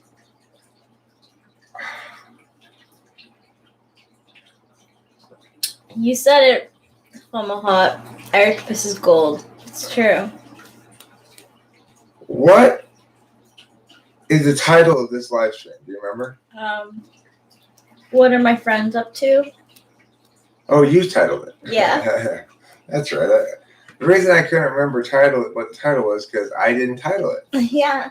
I didn't start it or title it, so that makes a lot of sense. Yeah, we came in right at a good time. Right in the beginning. Well, that explains emailed anthrax's question. Yeah. See, I didn't get that question. You did ask it. You did answer it correctly. In this context, yes, emailed anthrax would count as a friend. Yeah. having asked that question, then yes, definitely it would count as Cool. friend. But without having asked that question, just having the question asked of me out of the blue, I was just like, well, I'm so glad that's a belt and not your. got my wing wang. Yeah. Yeah, that'd be a 'Cause very it was flat like- wing wang. Very, very flat. I would have had to run Yeah, over I by a mean- truck or something.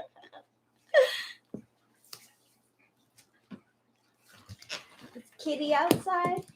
Well, I think she may have gone inside the other house Oh. because when I went in there to get the bag, I left the door. She didn't come in right away when I opened the door, but she was over there, so I left the door open.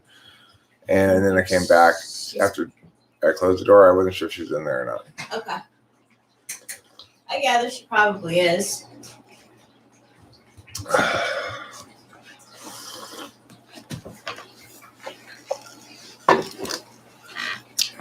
Martin Lawrence was found to be insanely dehydrated after that incident. That could explain his crazy behavior. But let me guess, the star whackers got to the doctor? Oh, I see what you're saying. Let me guess. You need a period after the guess and a question mark after the doctor. Could you use a colon?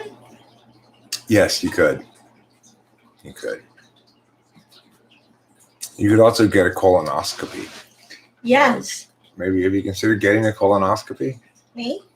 No, Morridge. Oh yeah. More. This is a question we ask you. Yeah, talk to us about your colon. How's it treating you these days? Are you regular? Are you pooping enough? It's important to poop enough.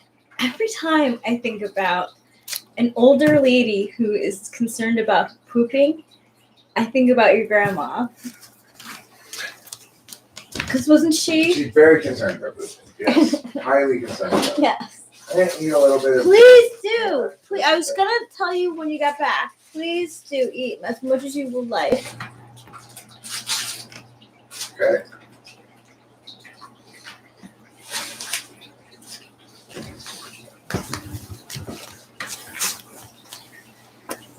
I made myself bagels. So can I go with you to Costco tomorrow? Cool.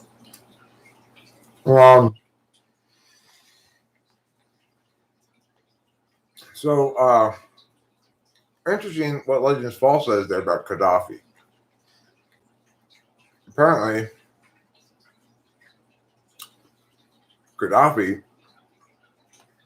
escaped Libya and became a cataract surgeon at Los Angeles Really? Sunset Kaiser because my dad's doctor is in fact Dr. Gaddafi. Wow. I mean, that's a good segue there. I would never think that Gaddafi would. Right. Well, I'm surprised you didn't even bother to change his name, True. He just changed his title from Generalissimo to doctor.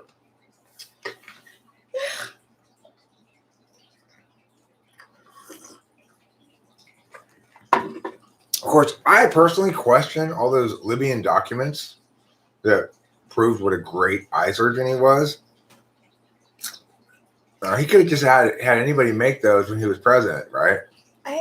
I have a question.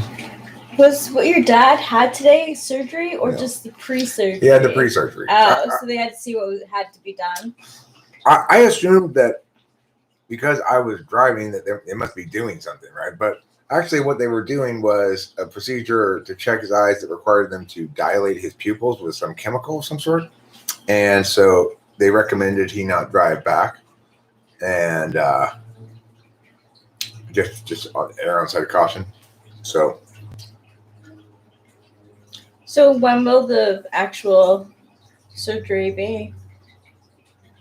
oh, it's not probably going to happen anytime soon. In other words, Oh, it's the not. doctor said you're still not that bad.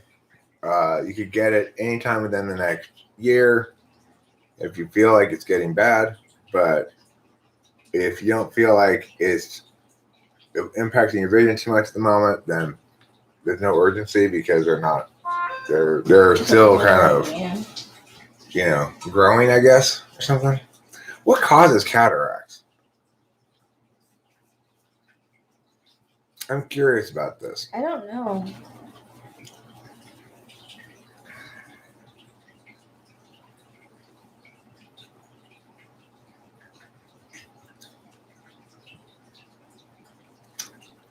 Yeah, cats. Most of the cloned Gaddafis joined the cast of cats. That's a really good way to avoid getting noticed too. I mean, you're in full cat. Right. And a little-known fact, the former Libyan dictator Muammar Gaddafi was a huge fan of the Broadway musical Cats, and he had his own production company in Libya, put it on nightly performances, which he attended some 200 nights a year. The other nights being reserved for the population to enjoy Cats. Where other countries would direct their resources to maximizing the athletic ability of talented prodigies in, say, running or throwing, they would in talented prodigies of acting like a cat. Wow. So that by the time Muammar Gaddafi's reign of terror ended, they had the single greatest production of Cats in the entire world. No wonder it stayed on Broadway for so long. Yeah. Well, I mean, the batch of clones, that we know about Muammar Gaddafi represents just the tip of the clone iceberg. Oh my goodness. You know that 3 out of every 4 productions of Cats internationally are comprised of at least 70% Muammar Gaddafi clones. It's true. Little known fact. He's said to be able to meow in 7 languages.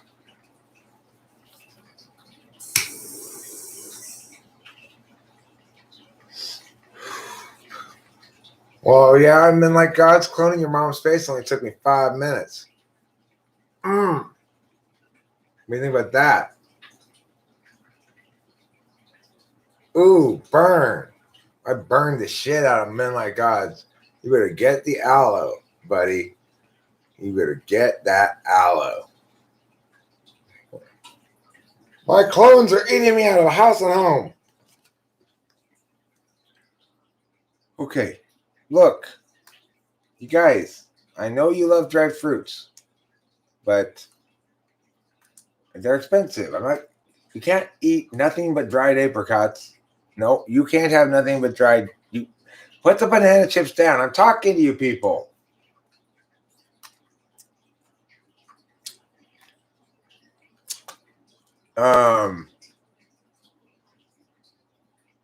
Well, it was a variant of your mama joke.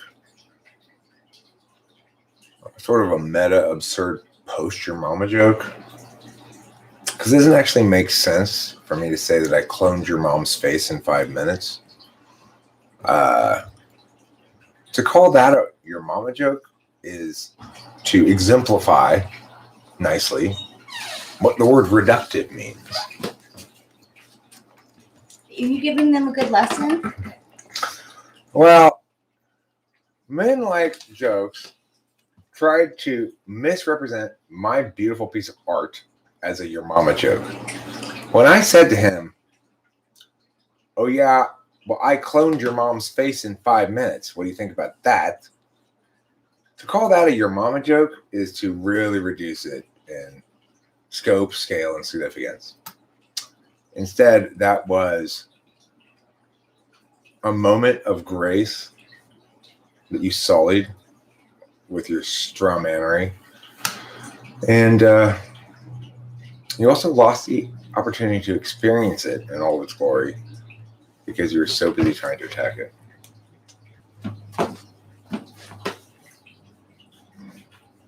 I mean, Men Like Gods, I didn't say the joke was reductive humor. I said your representation of my joke as a your mama joke was reductive.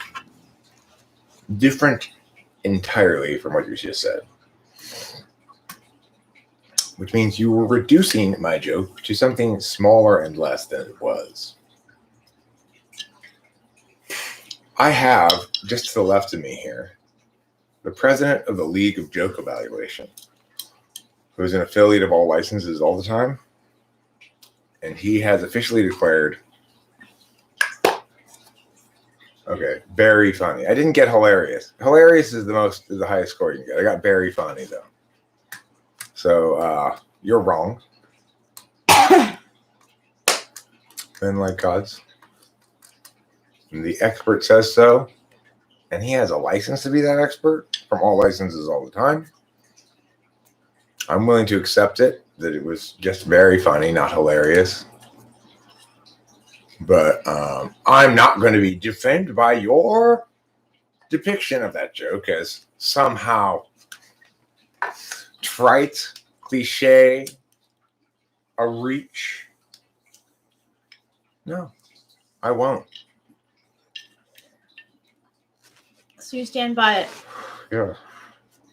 You throw down the gauntlet while I pick it up and slap you in the face with it, sir. What think you of that? Let's get chivalrous, chivalrous. I want to get chivalrous. Let's get into chivalry. Can you hear your body talk? What are we up to? We're sucking cack. No, we're not. No. Seamus, we're not doing Seamus, that. No.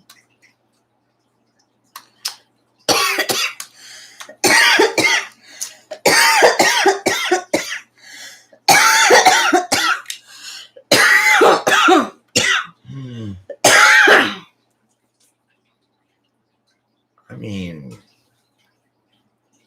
sort of, I guess. The thing is, low-hanging fruit is not inherently bad fruit, right?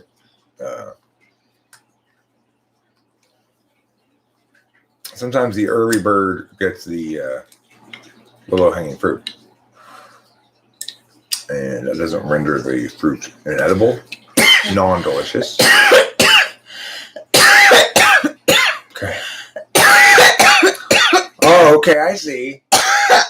I get it, men like us. Now you're gonna bring a counter advocacy, huh? Men like God decided not to stop just negating my joke. He found himself scrambling to find ground, just negating it. So he took a smart approach here. He introduced a counter plan. All right. It's a pretty good counter plan. It's a pretty staunch attack here. Okay. I should have made it a "that's what she said" joke. All right, so let's test out both. Okay, because he might be right here on this one, actually. Let's see if it fits with the "that's what she said."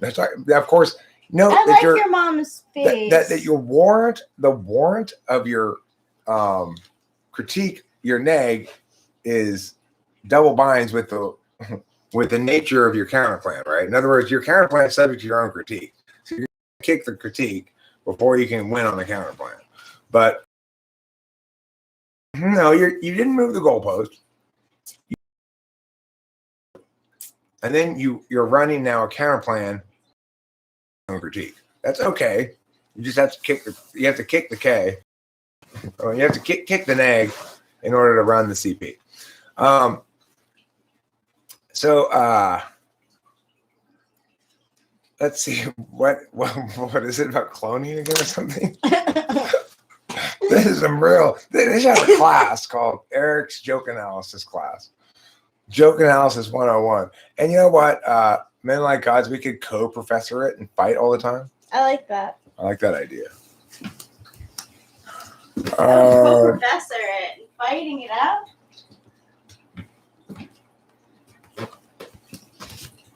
Let's see. Oh yeah, it takes 3 months. Cloning a fully grown human takes around 3 months. That's what she said. Okay, I can see. You win the point. That's what she said wins on a counter plan. Okay, because it's quite a layered joke. You know, there are examples. There's sort of archetype jokes, right? That you can you can modify to make them good a bit. So like the other day, I was in line at Jackbox. It was taking for fucking ever. It was the most ridiculously slow line I've ever been in. But I said, you know, what are they doing back there? Breeding the Jews to make my bagels for my bagel sandwiches. So it's a joke form that's old. You know, what are they doing back there? You're killing the cow to make my burger or something. But because I happen to be getting bagel breakfast sandwiches, I both increased it in scope and made it silly by predicating it on the false assumption that the only people who can make bagels are Jewish people. So, was it a hilarious joke? No, but it is a good example of how it's possible to make good jokes out of existing forms, or at least to differentiate adequately from existing form to make a new joke using an existing form. It's preferable if you can like use an existing form to fake out and end up having a joke come to prize later. That's really impressive. Like I've referenced an example from BoJack Horseman before.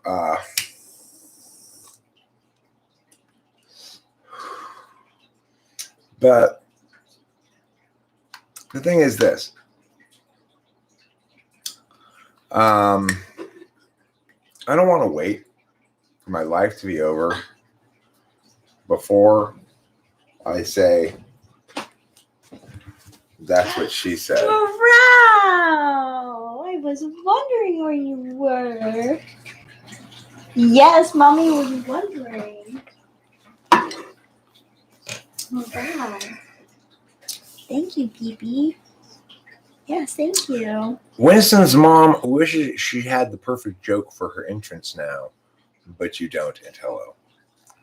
The perfect joke for your entrance at that moment would have been, and boy, are my arms tired. You can't go wrong with that one. It's a classic. Mm-hmm. I just flew in from Boy, wherever, my arms tired. and boy, are my arms tired. The humorous thing there is the fact that Yes, the P and the P. Do you want to go in the house? it suggests that when you say fly, you meant with your arms as wings. I'm gonna try and see if she wants to go in. Do you want to go inside? Other classic jokes. Take my wife, please. Classic. It's a Benny Goodman joke, I believe. He'd get it there with his violin. Take my wife. Now take my wife, please. Oh, I get it. You hate your wife. Hilarious. That's the kind of humor that you got back in the day when I take my wife everywhere, but she always finds her way home. That's a similar one, you know. Or Henny Youngman. Is that who it was? Okay. Benny Goodman, Henny Youngman, same thing. Very similar names. I wonder if we could find 5 such names to like Benny Hill, Henny Youngman, Benny Goodman, Goody Henman, and Minman Goodhen or something like that. You know, if we could find 5 names like that for a poll, that would be fun.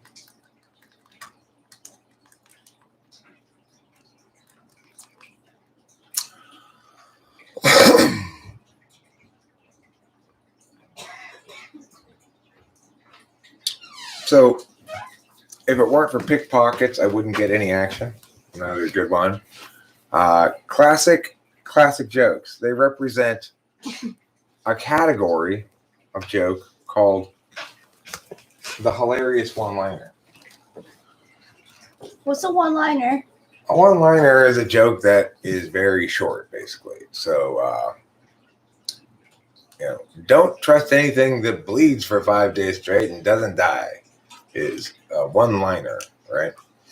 It's intended to be both a snarky commentary on women and to have a play on words on the word bleeds. Because, of course, when a woman is having her menstrual cycle, she's not actually bleeding. It's not like she's bleeding from a wound, right? She's releasing menstrual blood mixed with uteral lining and stuff. You know a lot about it. It's a different thing than bleeding. So it's an equivocation joke, right? Yeah. There's a lot of equivocation jokes like or riddles like what gets wetter as it dries? A towel. Well, it's an equivocation joke because you're using dries in two different ways. One, you're using it what gets wetter implies the intransitive, okay? Dries. If you're standing in the wind and drying, then it's intransitive. You're not really drying yourself, you're just drying. So if you are drying something else, then it's transitive. I've drying my clothes is transitive. I haven't spoken to my wife in 4 months. I didn't want to interrupt. Oh, that yapper, that lady with her nonstop chit chat and yabbers. Yeah. That's how women are. You can never get them to shut up. That's how it is with me and Rachel. It's like, God, Rachel, will you shut up? You don't have to talk all the time. You're compelled to invoke Stephen Wright. Stephen Wright has some great one-liners. You can't have everything wherever you put it. Yeah. We watched Stephen Wright, right? Yeah, we did. Yeah. I don't have a girlfriend. I just know a girl who would get really pissed if she heard me say that. That's a good one. That. That's a really good one. I used to smoke weed. I still do, but I used to as well.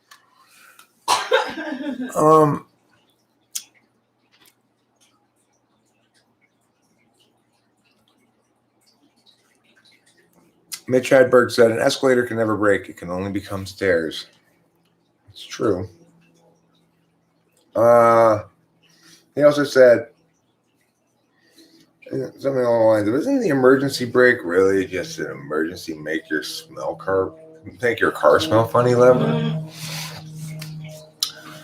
Since you can drive with it on. I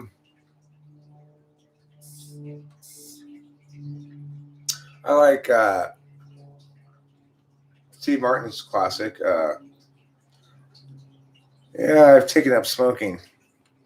Went to the doctor and he said I'm not getting enough tar in my diet. That's a pretty good joke, right? Yeah, it is.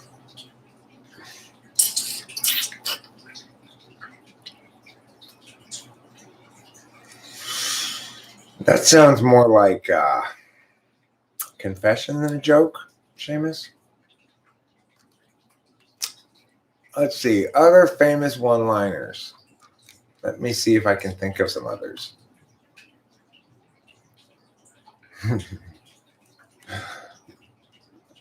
Next, I want to show you this 4-bedroom house. Isn't that kind of up to me? That's good. The dartboard joke scene in Roxanne is a great Steve Martin one-liners. Yeah, that's true. He's got a lot of the guy hits 20 3 times in a row, so he ends up, or twice in a row or something, he ends up having to tell 20 better jokes than the guy who approached him with the joke. I think my favorite of them was, hey, why the long face? If I remember correctly, that was one of them.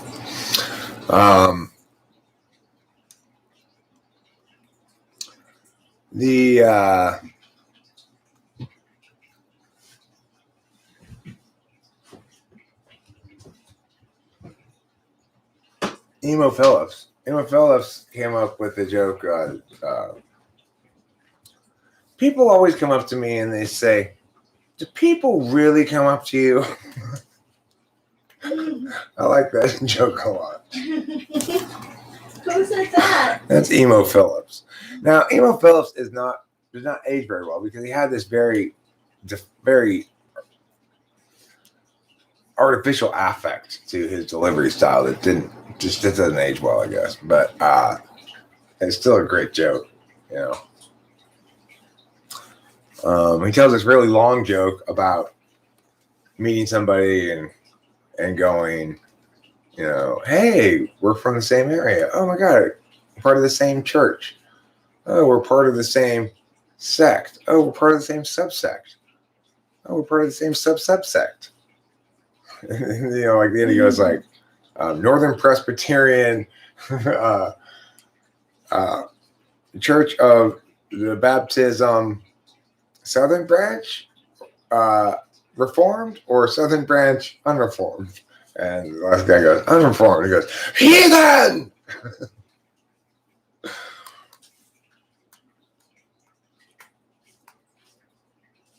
My wife and I decided to only smoke after we have sex. I still have the same pack from 1978. But she's up to 3 packs a day. What a slut! What a slut. That's 60 different guys a day.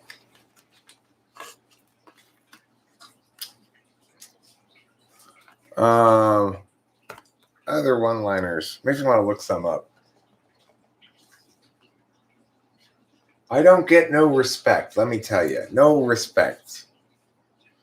That's what Rodney Dangerfield would always say.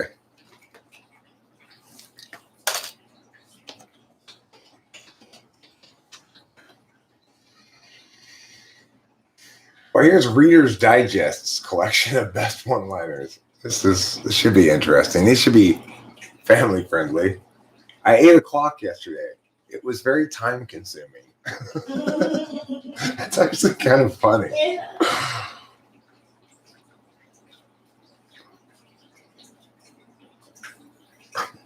A perfectionist walked into a bar. Apparently the bar wasn't set high enough.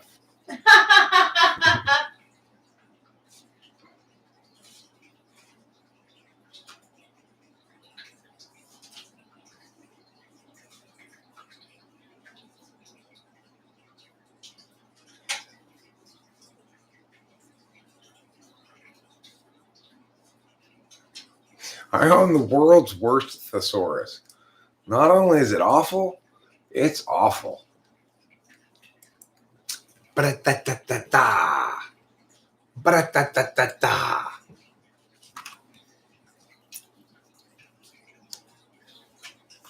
What was a... Oh, that sounds like... That wasn't right. So that's a Rodney Dangerfield joke? I like that joke. That's pretty good.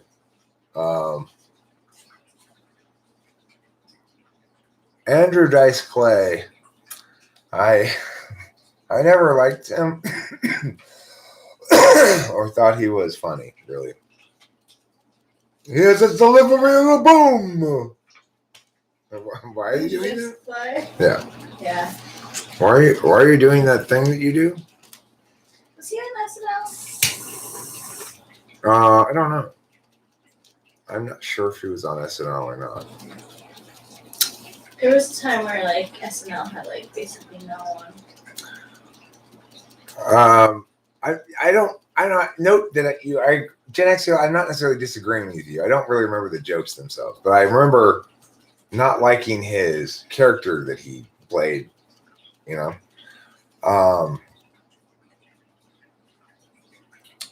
Sometimes just surprise can catch you off guard and work well, like normally like shock humor is subject to the critique of being shock humor, but sometimes depending on the context, again, it's like it can be very effective. We went to this comedy club one time. I don't remember who I was with actually, but I was at this comedy club and first comic got up on stage and he's like, "Hey," I was like, "Hi." Yeah. So it's a fairly small club, right? Yeah. So these two firemen are butt fucking in the back of a fire station. And it was just like, what? And that was the, I don't even remember. I don't remember if there's a punchline to it or not.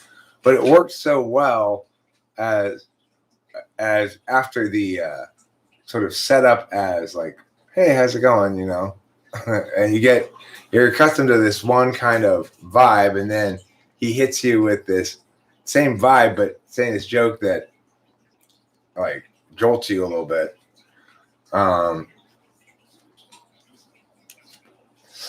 And it works as like a way to begin a comedy set, you know. So it's very difficult to make rules about expression, and that's brings back to the briefly discussed topic of blackface, whether it's acceptable to wear blackface and this weird freak out thing that people do about it. It entirely depends on context, purpose, whatever, you know. What if it's someone who's wearing? Because I remember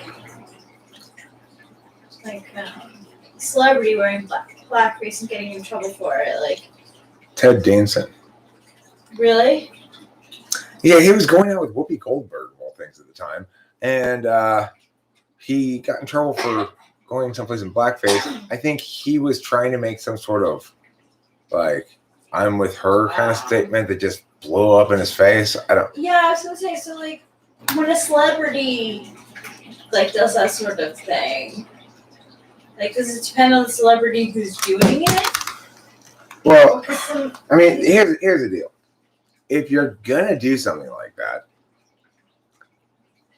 in my opinion, you should know exactly how it's going to play out argumentationally afterwards. What they're gonna say, what you're gonna say, and how you're going to win the argument on this. Okay. It's fine to set up a trap of sorts, a discursive trap, where you're doing something that is basically dog whistling stupid people, okay? That's so, mean. And then causing them to react badly to it, and then closing the trap and meow, okay? It's very clear that Ted Danson was not doing that, okay? There's none of that going on. To pull off shit like that, I might be able to pull off something like that. I don't know how I would pull off that exactly right now, so I'd never really attempt it, right? And I have no particular interest in like. So what have I pulled off successfully instead? I've pulled off being fluidly transracial. Now that's why is that so much? Why is that a so much better decision? Tropic Thunder pulled it off, right? Tropic Thunder pulled it off beautifully.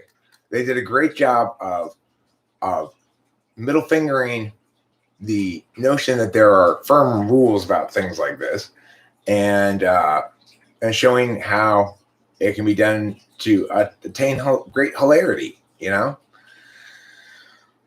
And I love the fact that there are people who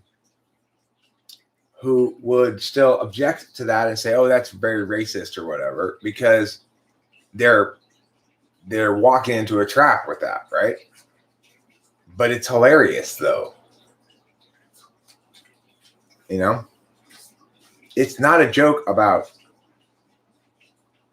a given race. It's a joke about how narratives create characters, including this make-believe thing called race. It's a meta joke. The fact that some people are too stupid to get it, that's not anybody's problem but the stupid people's problem.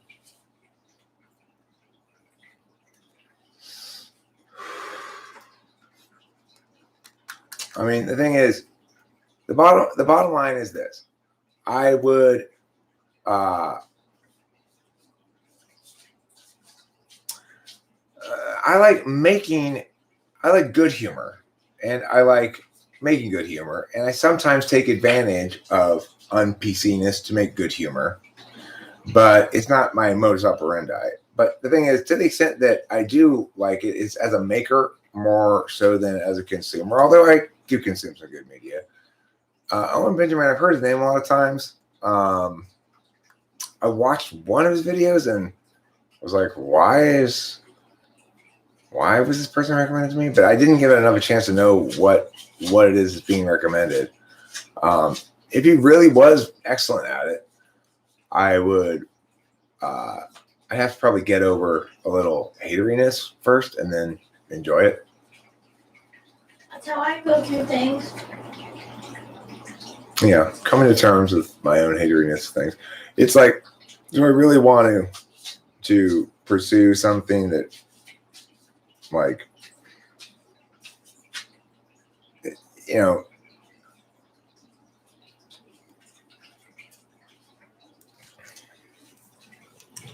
well, whatever. I don't know. I don't want to talk about Benjamin. I don't know who he is really.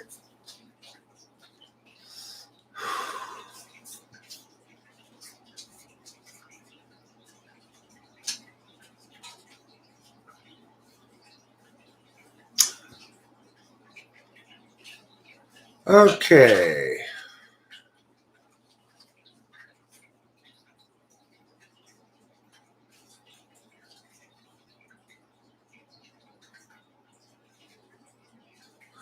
It's funny, this idea of predictive programming you talk about here, and like gods, when you introduce advanced technology into movies to prime the audience.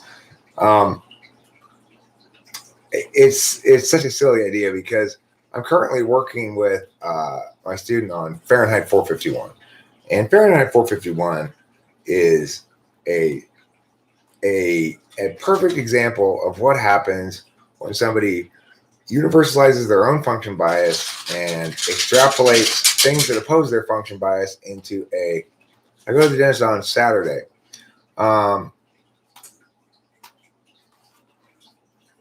Saturday the 20th. Yeah, it's not tomorrow. Okay.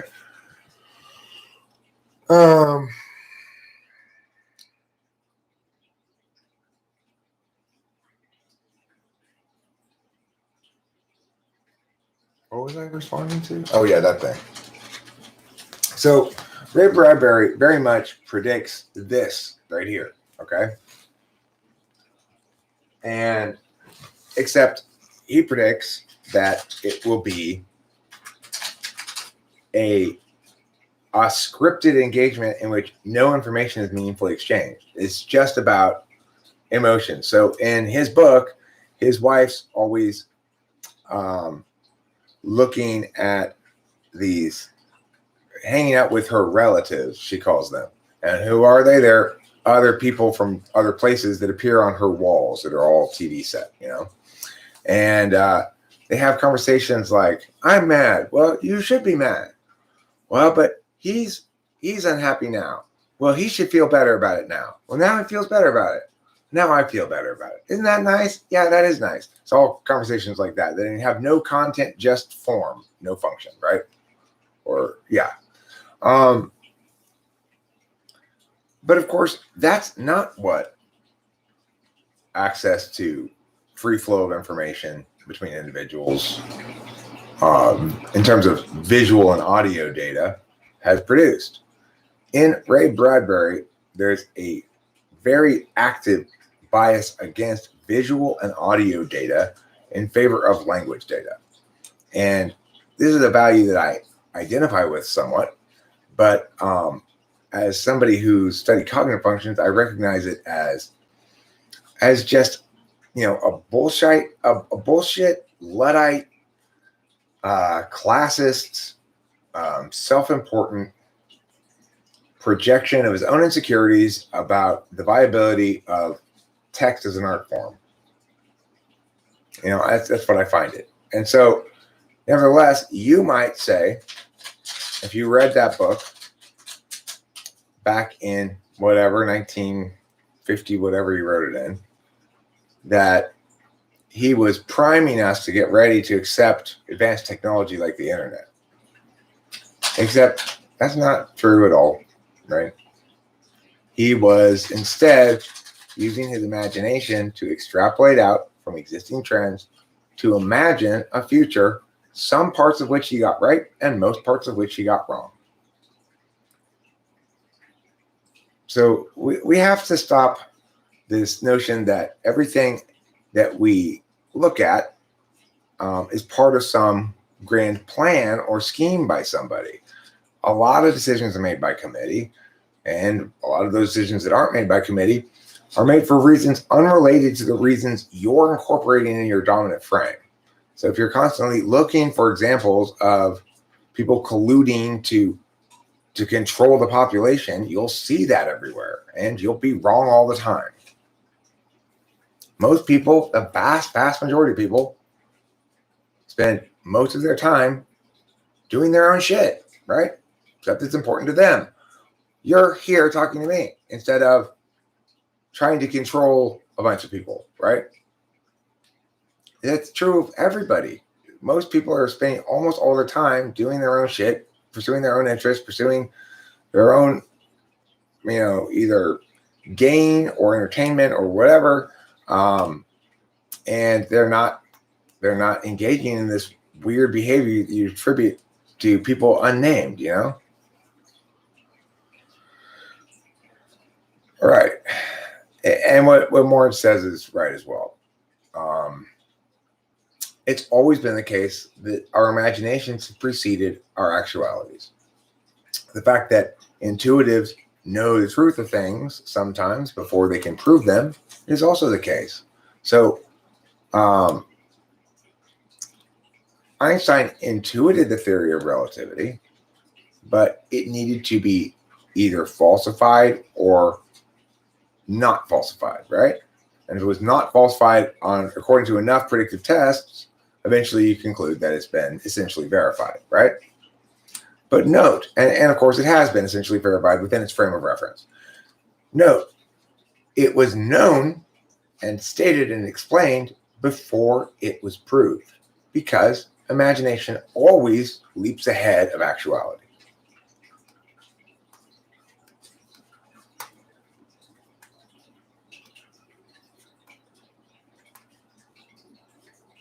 Okay, well, you don't need to believe that we've been to the moon. I believe for sure, Reese M., that you have not been to the moon. I deny you access to the moon, in fact. Not only do I believe that you haven't been to the moon, I believe that you are not allowed to go to the moon, and you never will be allowed to go to the moon. Oh.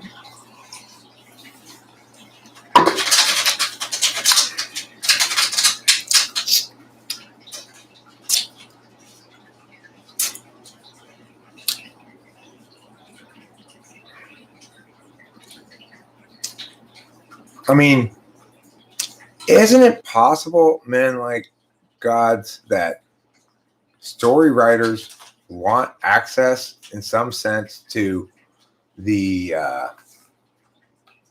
most cutting edge tech so that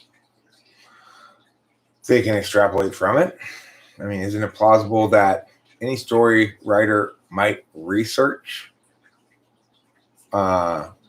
these matters and incorporate them into their stories? Right? I mean, this advanced technology that you're saying is out there, but we're being primed to come to accept. As Morris pointed out, what do you imagine could be produced and sold on a market that people would go like, ah!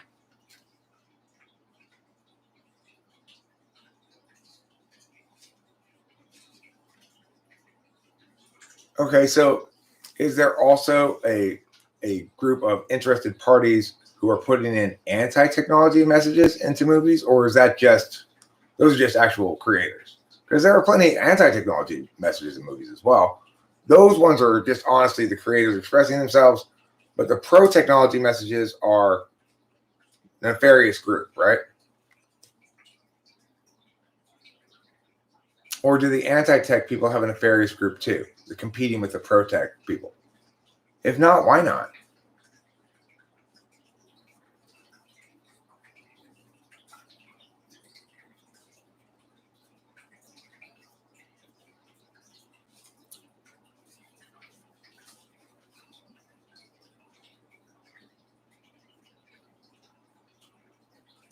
I don't care about going to the moon. That money would have been better spent on the starving, and if you don't agree, you're an idiot.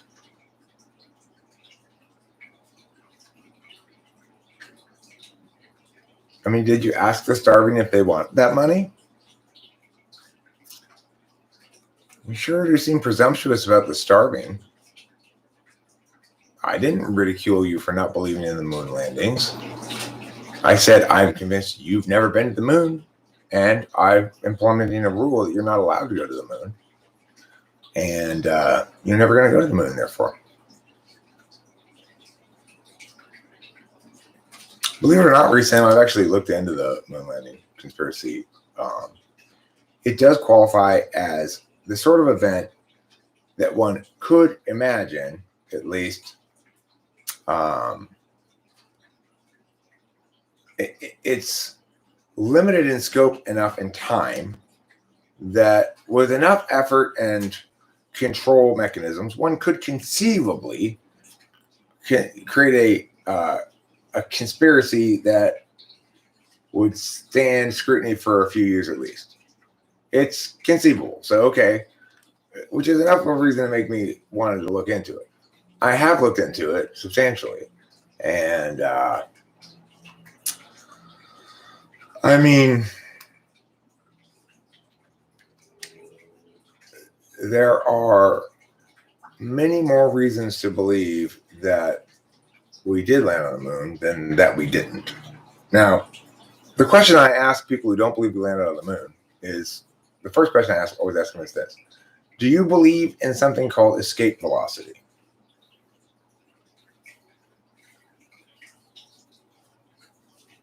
They are prepping us for the sun's eventual micronovae. Oh, for Christ's sakes, man, my God. You believe such fucking crazy nonsense. It's just, I don't know what to tell you. Who? It's like, who are they? Is it Lisa? No, it's men like gods. Who are these they? Were they around 12,500 years ago when the last time they did it?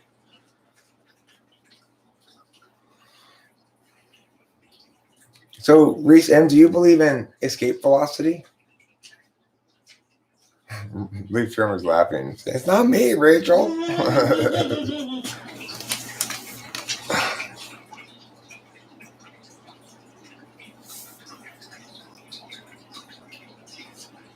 Morge makes a good argument. It's the only reasonable counterpoint.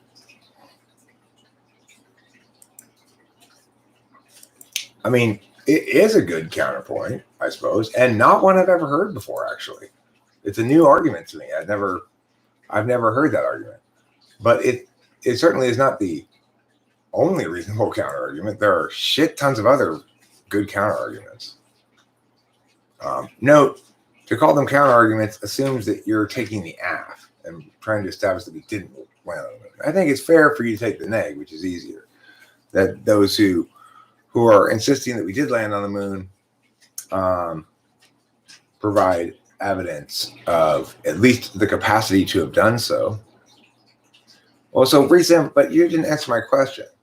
So if you want to be serious about the conversation and answer this question, do you believe in escape velocity?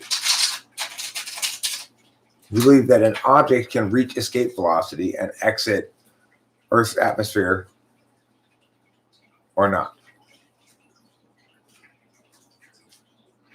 I haven't ridiculed you. I'm trying to engage with you about the topic. I'm asking you a question. Do you believe in escape velocity?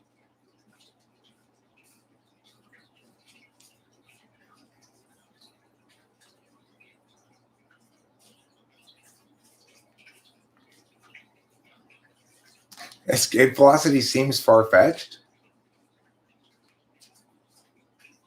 I mean, what seems far-fetched about it?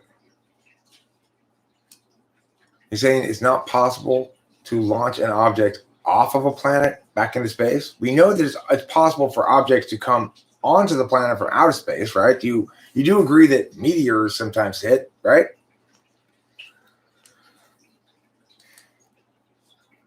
I mean, do we agree that objects sometimes land on the Earth from outer space?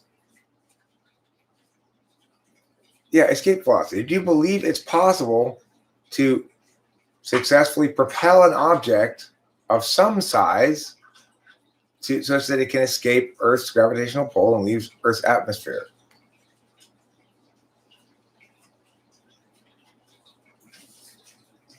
Okay, but Funnel Hot, again, do you agree that it's possible to accelerate something and continue to propel it upwards until it leaves the atmosphere or not? These are very simple questions. There is no middle ground here. Is it possible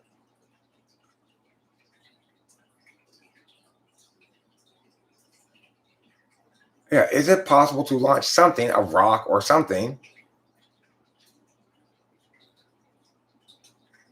I mean, those are the same thing. If it's possible in theory, then it's possible in reality. In other words, if I keep accelerating something up, if I can successfully keep accelerating something up, will it leave the Earth's atmosphere?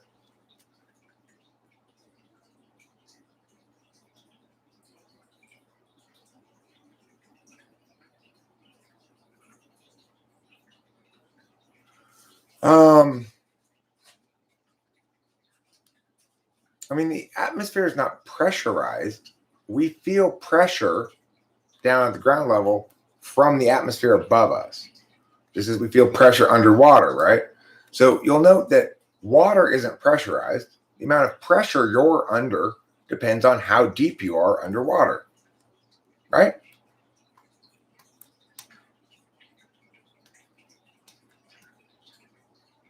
I mean, is water pressurized?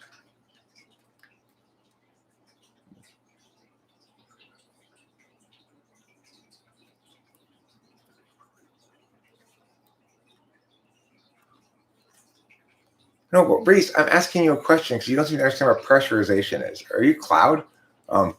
Is water pressurized? Because you can be under pressure when you're underwater, right?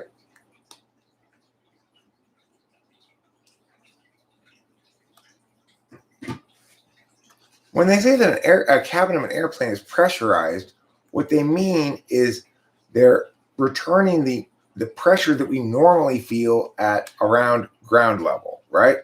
So normally we have meow amount of air above us. That creates pressure. And that's what our bodies are adapted to be at that pressure approximately, somewhere between sea level and 12,000 feet up and maybe 30 feet down or something, okay?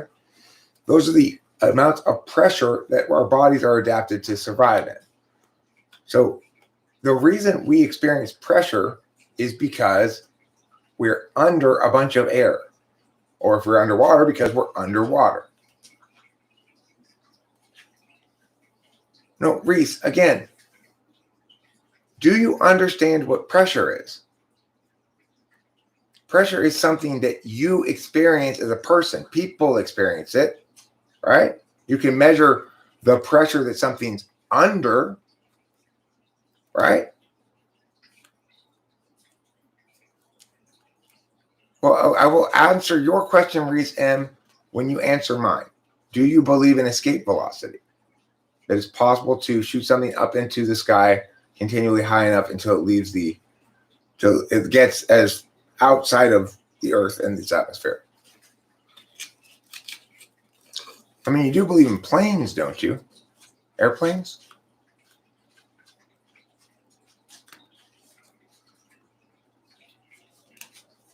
I mean, don't answer questions until he answers a question, right?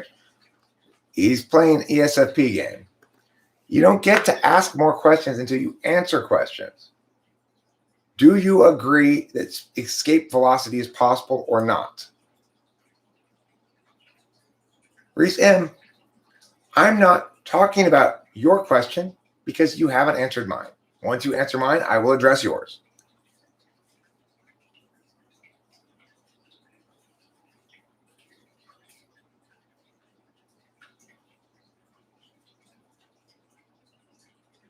So answer my question. Do you believe in escape velocity? If you won't answer my question, then I'm not going to talk to you anymore.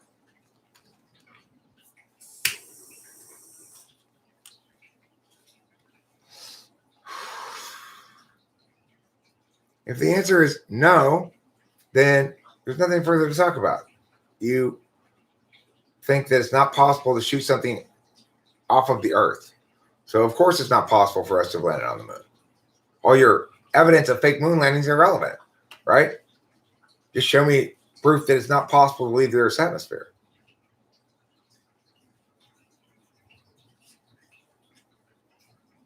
Well, I'm trying to figure out whether or not I need to go any further than that.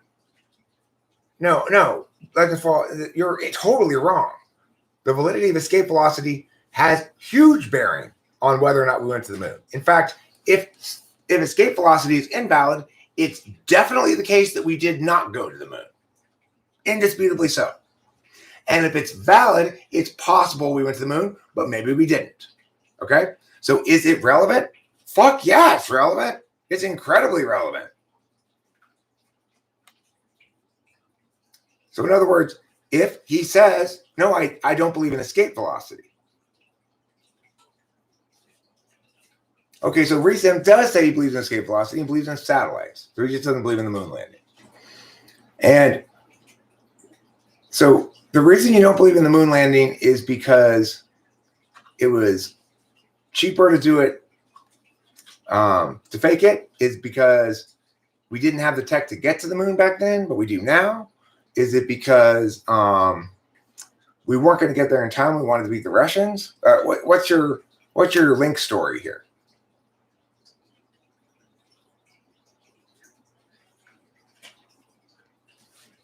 Okay, well, look. Whatever term you want to ask, well, it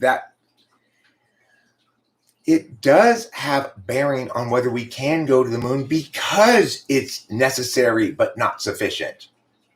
Therefore, if it doesn't meet the first aspect of it, it doesn't meet the necessary quality, and we can eliminate it. So it's absolutely fucking important status to determine, isn't it? Okay, so you think they faked it because they couldn't let America fail after Kennedy's speech? So you think they tried to do it for real and failed and then faked it, or they just immediately decided to fake it?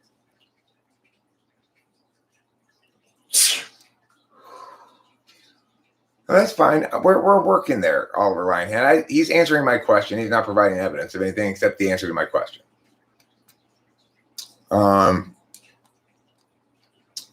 Okay, so is it your position that they tried to do it for real, figured out they couldn't do it, and then faked it? I think they tried and failed.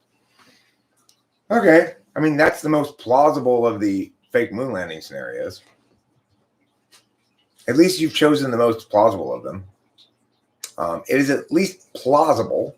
They could have made a lot of work towards it, and turned out at the last minute, hey, we can't do this, man. I know we said we were going to do it, but we can't. And then got everybody on board for a fake. That's the most plausible of the fake moon landing stories. Anything from the fridge? I could go for a kiwi strawberry. A kiwi strawberry? Sure. Thanks. I'm not saying that ultimately I agree that the moon landing was faked. I'm saying if you're going to believe in a fake moon landing, that's really the only explanation that makes any sense as a link story, okay? And it's the only, in other words, before I was even willing to take you seriously, I needed to hear a couple things. Yes, you believe in satellites and you believe that things can go into orbit around Earth, right? Rather than being dragged immediately back down, okay? So you met criteria wanted to be at least listened to and thought you might have some perspective worth hearing. And you met criteria too. You told a link story that's at least plausible. It would still require probably more conspiracy on the part of participating scientists than the scientists would likely to be willing to participate in. And the idea that they were all forced at gunpoint somehow seems a little far-fetched, considering the number of people involved. If they were legitimately trying to do it, they had a lot of people genuinely on task. And the idea that they can convince all those people to go along with their lie seems a stretch. But at least it's the least stretch of the possible, I guess, ways of choosing the weaker side.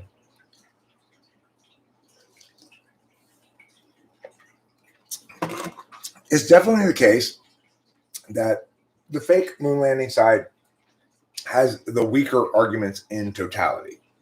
But it's also the case that there are some pieces of evidence that seem indicative of their side of the story.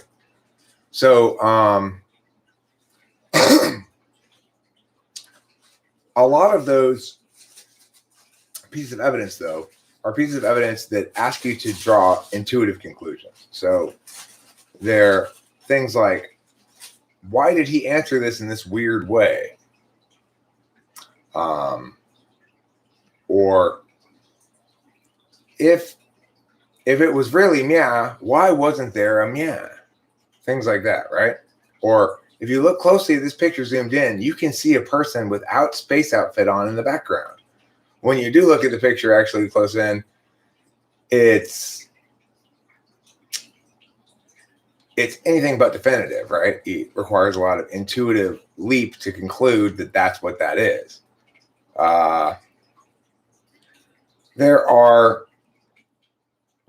It's important to remember this.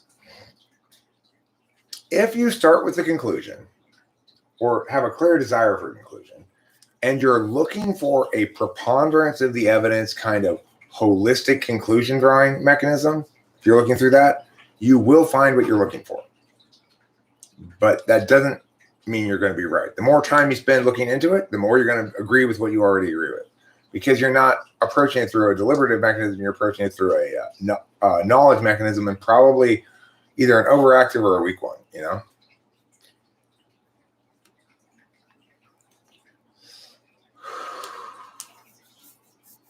So the thing is, I am not interested in ridiculing your position, Reason. You say they didn't all have to go along with the lie. They were working on a compartmentalized part of the project. You know, the right hand didn't necessarily know what the left hand was doing. And the hand that was involved in faking it only had to involve a limited number of people. And they just had to get those people on board. I mean, it's still a stretch, if you ask me, as a Link story. But like I said, the best Link story available for you.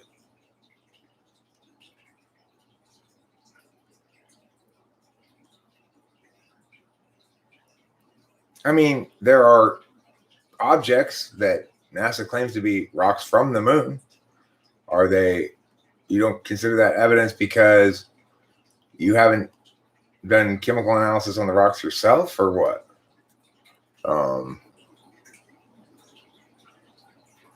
You know, I'm a big believer in free expression and respecting the fact that people are going to come in and say shit that I don't agree with. What I think is much more damaging is an effort to silence voices than it is to engage them. You know, I really don't like the idea that. Well, I'm still irritated by this article I read the other day about epistemic security. Oh man, it made me mad. It still makes me so mad.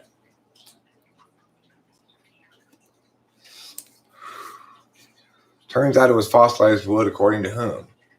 I mean, are there people who say, no, it definitely is a moon rock, and here's our evidence as to why? And then there's somebody else who says it's fossilized wood, or can you not find any evidence of anybody saying moon rocks are actually moon rocks? Did they do that poor of a disinformation campaign?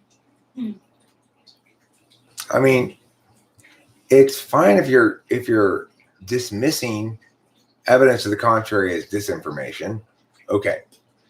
But if you're telling me there is no evidence to the contrary, that would be shocking to me.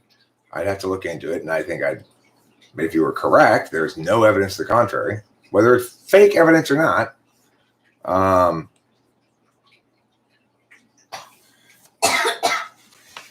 Okay, I'll look into it.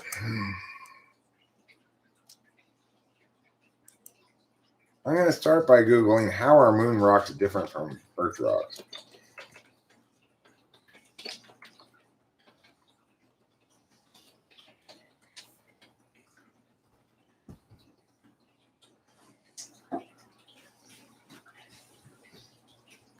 The moon rocks show no trace of past or present life and contain no water.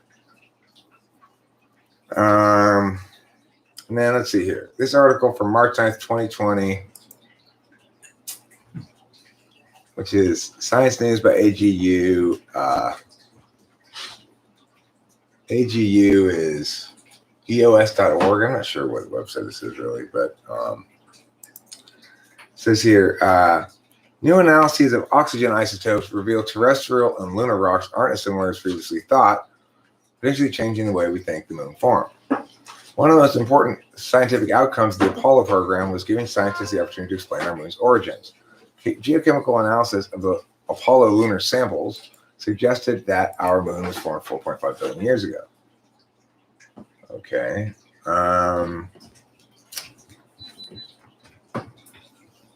Although most planetary scientists think a giant impact actually happened, the evidence of Theia has been hard to find. Lab measurements and isotopic ratios of multiple elements such as oxygen have been found that Earth and Moon are virtually indistinguishable. They couldn't find a trace of Theia's chemical signature. This conundrum left researchers with just two likely explanations. On the one hand, Theia might have had the exact same isotropic composition as Earth. If Theia does not bode well for current theories about the formation of the solar system, is likely ruled out. Now, a group of researchers finally detected oxygen isotopes differences between terrestrial and lunar rocks, something that could ease constraints when creating lunar formation models and rule out some of the most extreme scenarios.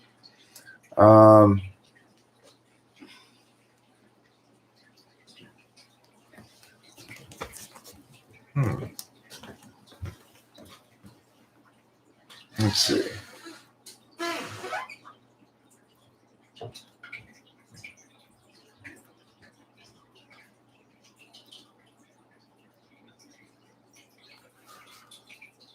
Canada doesn't have a clear answer about why the difference among lunar samples wasn't found in previous analysis. It could just be the selection of samples we got from NASA that covered a wide variety of different rock types. The difference between isotopic composition of moon rocks could be generated after the big splat when vaporized rocks.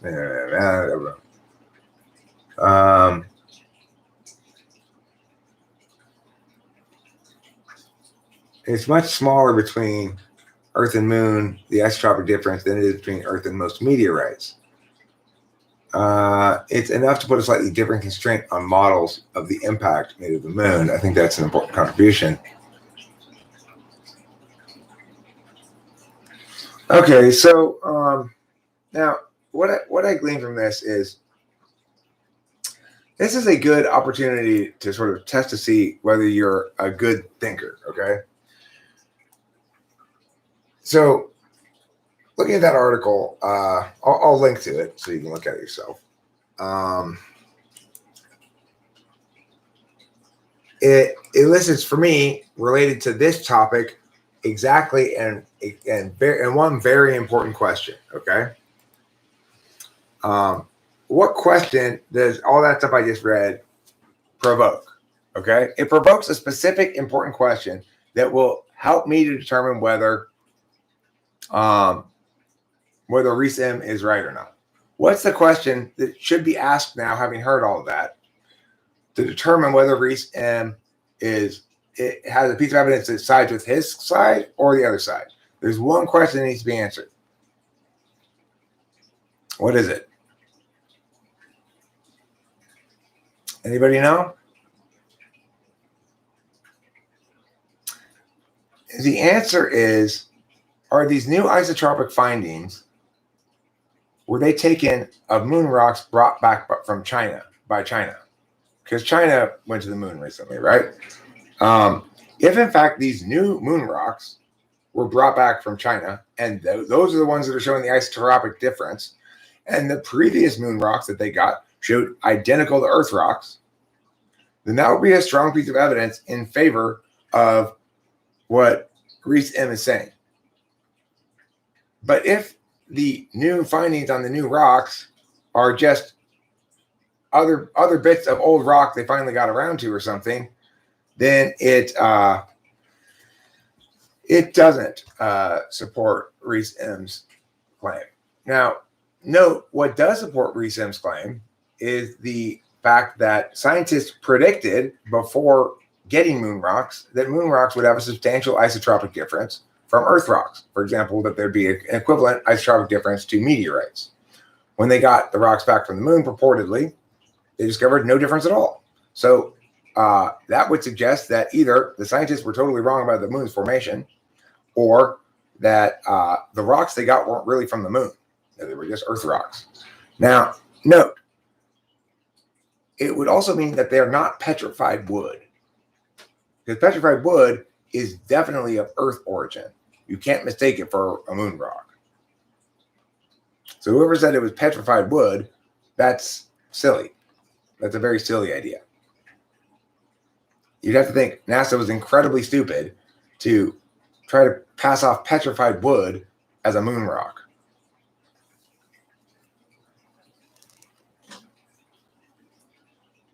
So if in fact you wanted to argue that we were never to the moon, one of the strongest pieces of evidence I think you could present, frankly, would be if you could show that this new study showed these isotropic differences, studied moon rocks brought back from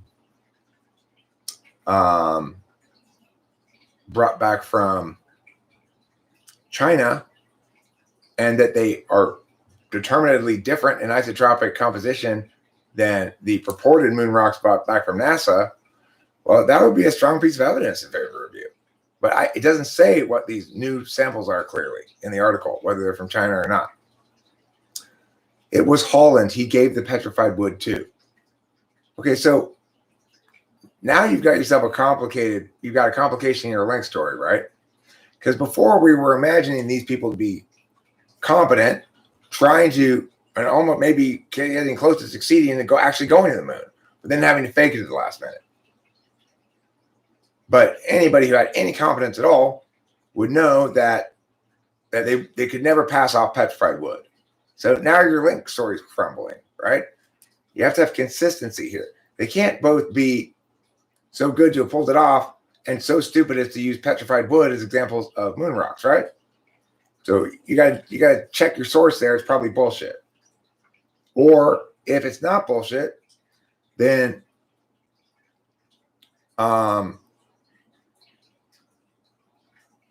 then the conspiracy is much bigger than anybody could possibly justify it, you know.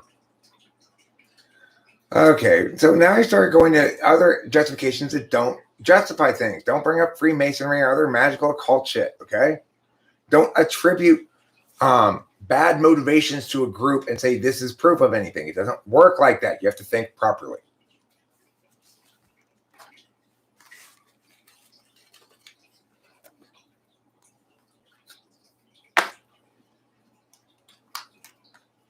No, I mean, look, it is not a legitimate justification to say that astronauts were Freemasons, right? Because even if they were Freemasons, for that to be a meaningful point, you'd have to accept a bunch of other arguments about Freemasons having control over everything.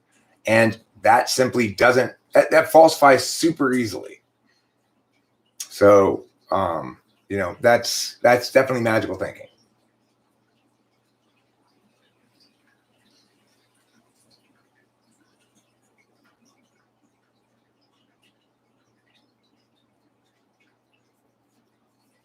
Wasn't your comment, was it?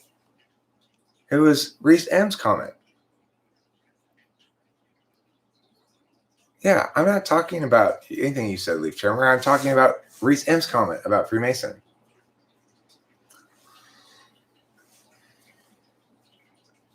I mean, if you get a bunch of people who are committed to building a case that something real didn't happen, even it, like, try it.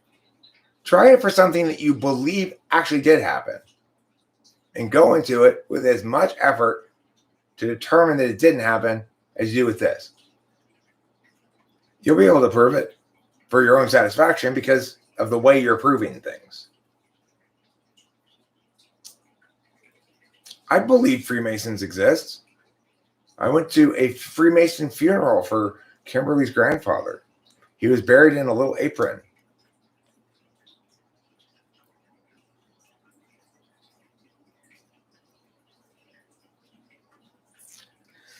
So, okay, I don't think Oliver Lionhan, it actually says that directly. It implies that if you read it more carefully. But if it does say that directly, if I'm wrong about that, that's suspicious to me. Why did they just get around to these Apollo program moon rocks 50 years later, 60 years later? You know? They never bothered testing before? Why not? It's like, that's weird. Yeah, of course they exist.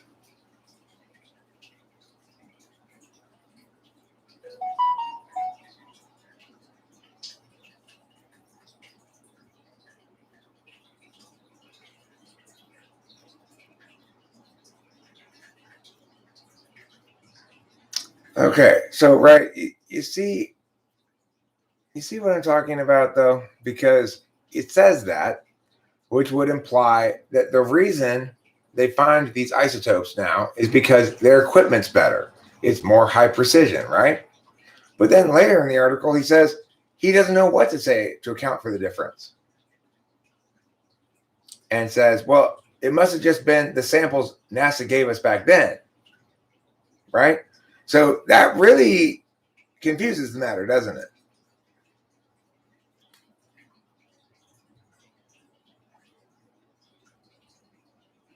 And it is fishy sounding, right? So this is why people like Reese M and men like Gods and whatever embrace the idea that the moon landing never happened. Did the moon landing happen? Yes, it did. But are there, if you look, can you find a bunch of fishy seeming things? Sure. If you also believe in secret societies with a lot of power and monolithic will, then I mean anything is possible.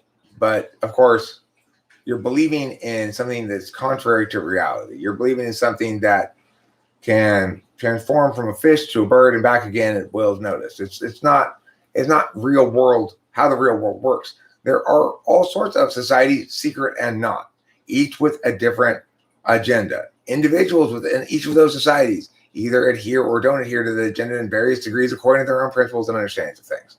It is not correct to conclude that any of those groups is monolithic or in control, broadly speaking.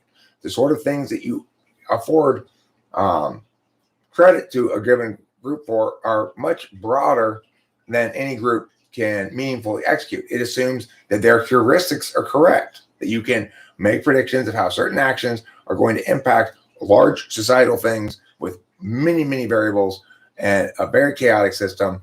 And that is fundamentally wrong. In other words, you're affording these people superhuman powers they don't have, that no individuals have. And you're not even naming them.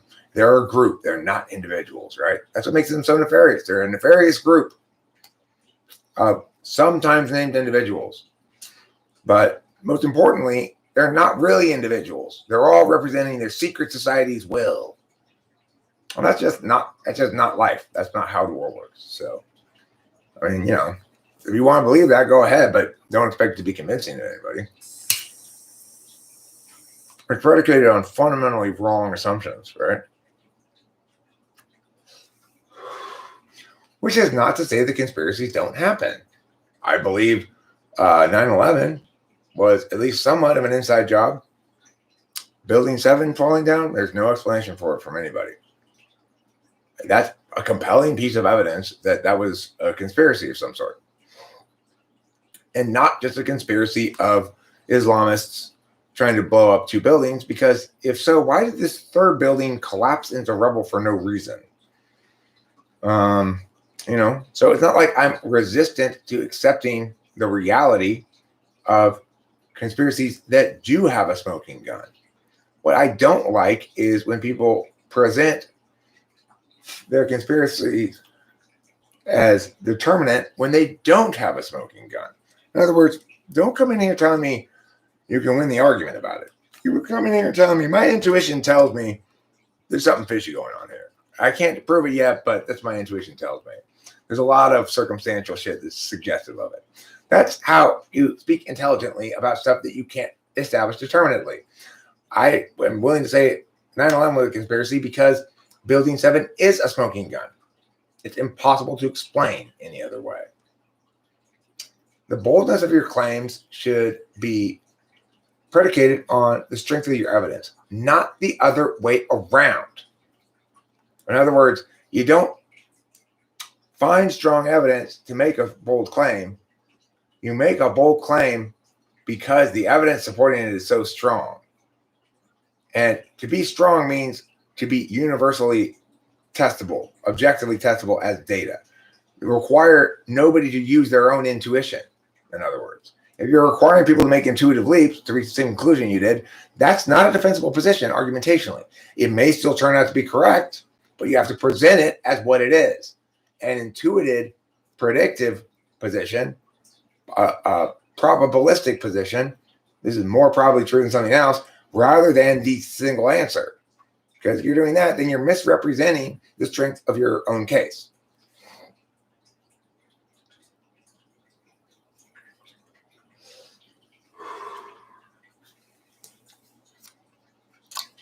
All right, I'm tired now of live streaming.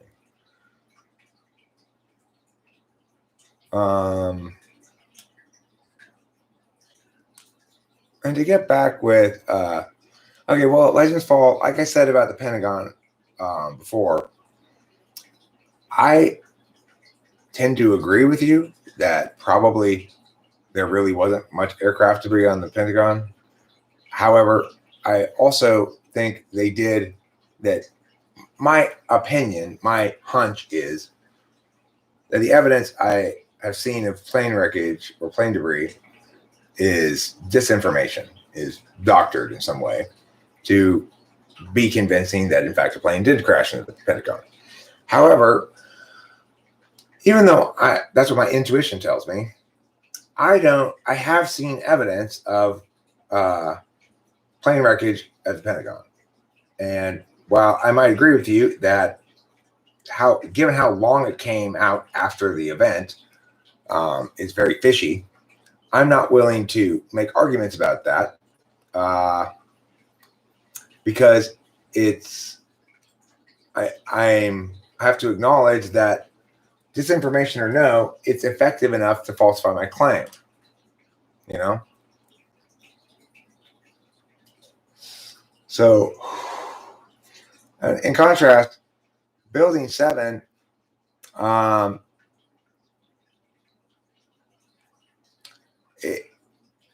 nobody's even attempted to explain it. You know?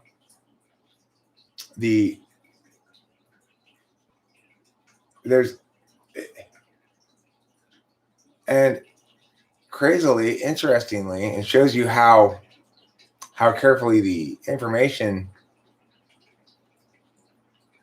was, or how thoroughly the information flow was muddied. Because what I saw after 9/11 was a bunch of conspiracy stuff that almost seemed designed to not withstand muster by its weak argumentation, huge leaps of intuition, and so forth. Now, I've met enough people around here who do it on a regular basis to conclude maybe that was actually just people with the right conclusion and the wrong understanding. So the right understanding tells us it doesn't matter what we decide or conclude. It matters how we decide and conclude. If you decide and conclude correctly, then you've done the best you can. Life is like poker. You play poker to get your money in with the best hand and the best substantial chance of winning.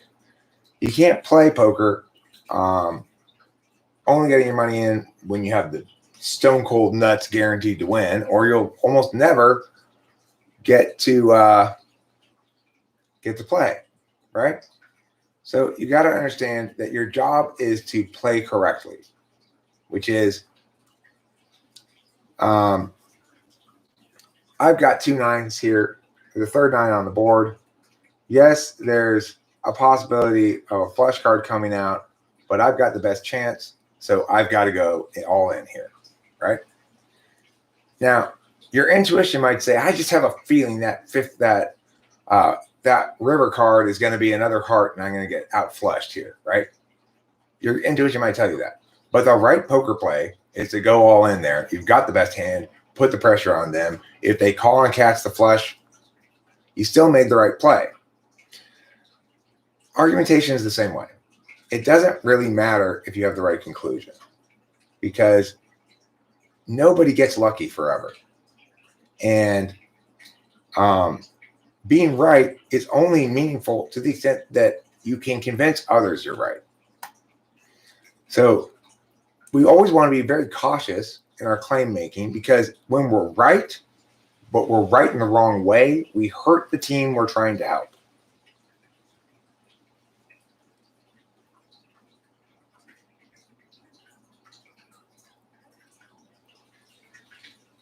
I guess I'm going to play a couple songs before I leave. This is my standard operating procedure at the end of the stream. So for anybody who doesn't want to listen to me play the guitar, which is totally understandable, after I play a couple of songs here, then it will be stream over time. And you can avoid this musical thing that I'm doing here if you want.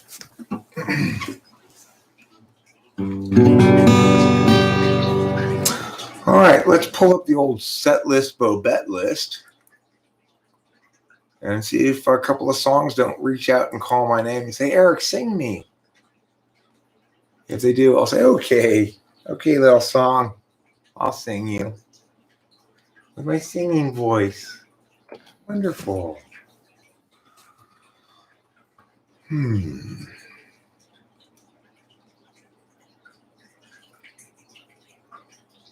I think I'll start with 30,000 Days. Now, this song is named 30,000 Days because that's the approximate number of days in the human life, assuming you live about 85 years or so.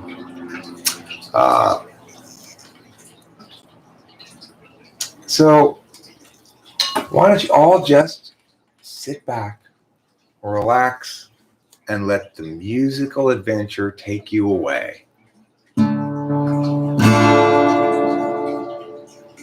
30,000 days, too many expectations, not even worth a damn.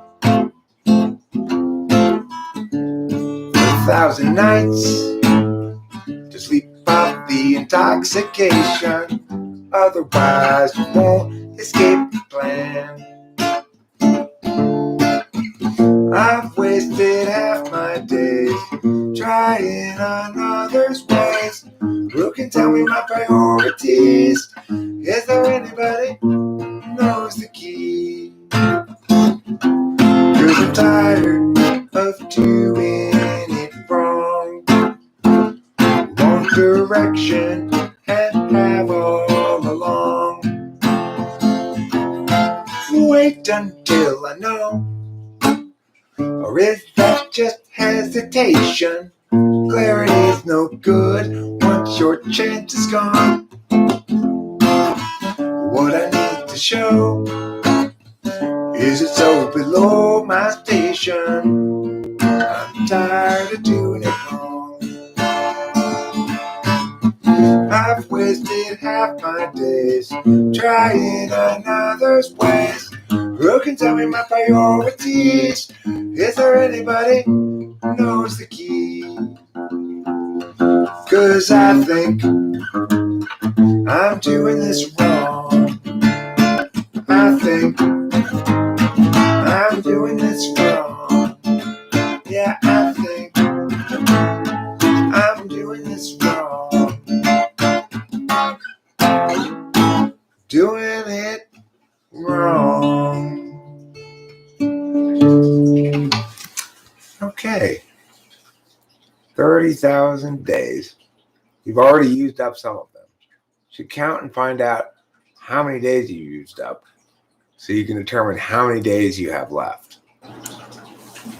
You just take 80,000, subtract the current number of days you've used up, and that's how many days you have left. Oh, oh, oh, oh. Sammy has a story that need be told, and this is a song for an open road. Such a thing must always do its job. Married up Jeb, turned 19, 4 years in, 3 kids weary now and questioning the path. Agency out, business discretion, locking in our courses, way too young. The urgency conferred is really just depression, making sure those underneath them always run.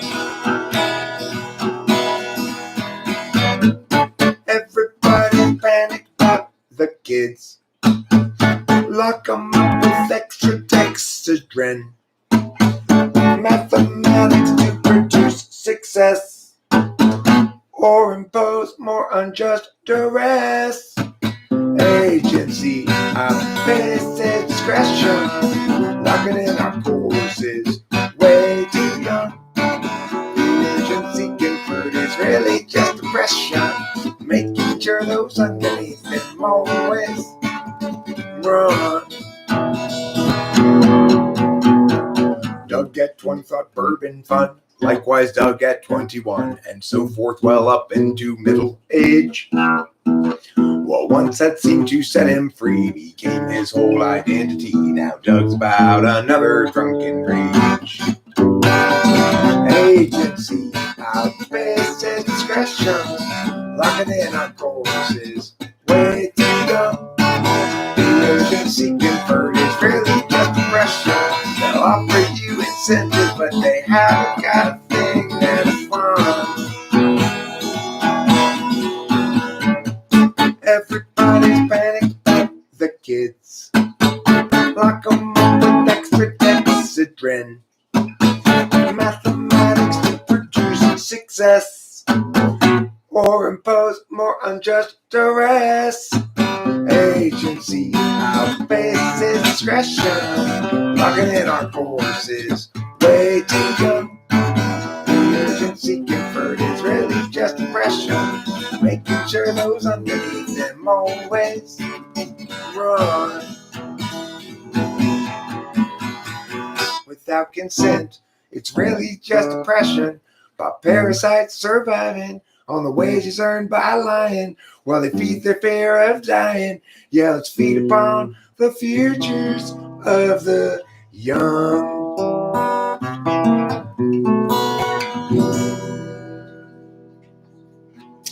My voice is a little shot today. I don't know why. Who knows why? Probably because I spent all morning screaming at Rachel. God! No, I didn't really scream at Rachel all morning. I don't scream at Rachel at all, actually. It's always one of my favorite songs to play. Gerald had a thought. Gerald had a lot. Gerald has a plot to get the margarine tater tots. He's got a good idea for a name-changing business, thinking now about what to call Christmas when they hire his firm to change that name. Gerald always thought there'd be chance enough to return to the work left rough. He'd get back to it eventually, but his vision was piled up and his plans would interrupt all the work that started off so hopefully. Now his mind is back on his business, thinking of changing factless to listless, so how all the people will shout his name. And Gerald knows he understands ever more clearly now. He won't provide explanation regarding the why or the how. He'll see you and know you from inside your heart. Exciting, delighting, Gerald plays his part. But Gerald still there's too much to do, and he had got time in the underview. Too much to be done, so where now and what? Too much time spent making this stew with you. Gerald has a thought.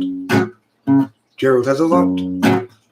Gerald has a plot to get to margarine's tasty spots. He's got a good idea for a name-changing business, thinking now about what to call Christmas when they hire his firm to change that name. Gerald has a thought. Not a T-H-O-T, a T-H-O-U-G-H-T. Well, here's a nice little number I often play.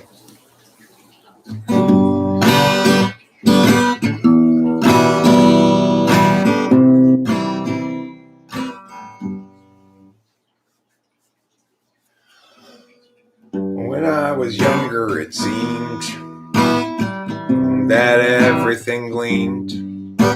I don't know what happened to me, but I've lost that sense of urgency, and I don't think that I'll ever see it again. If you follow my lead, you'll discover I'm loster than you. And you'll want to know the way to get back out to wherever it was you thought you knew. And tomorrow will be just like today. I'll be lost in too.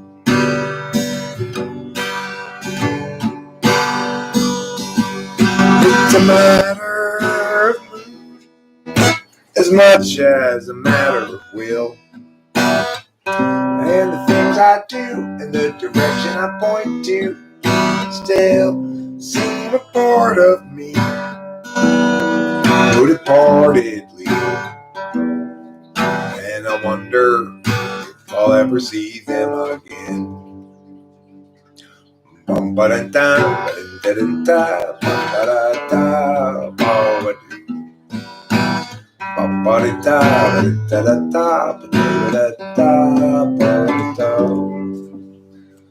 That song's called Matter of Mood.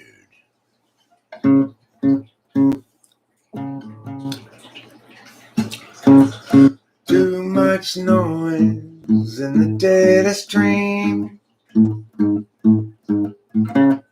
loud enough to disrupt everybody's dreams.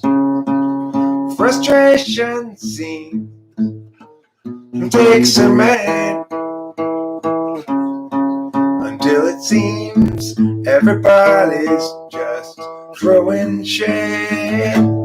I won't be just another casualty of other people's well-intentioned rules. I used to think that some tomorrow there'd be time for yesterday. It's not the sort of thing that one can borrow. No one really tells you in the day. Your uncertainty's implicit, just like an unexpected visit from a bunch of men all dressed in blue suits. I won't be just another casualty of other people's well-intentioned rules. I used to think that some tomorrow there'd be time for yesterday. The song continues to give me trouble. Still can't quite figure out how exactly I want to play it.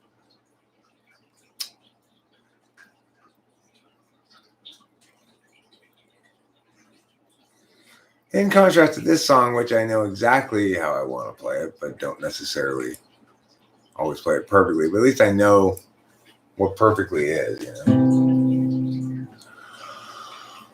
Every life lived reaches a time when the road splits in two.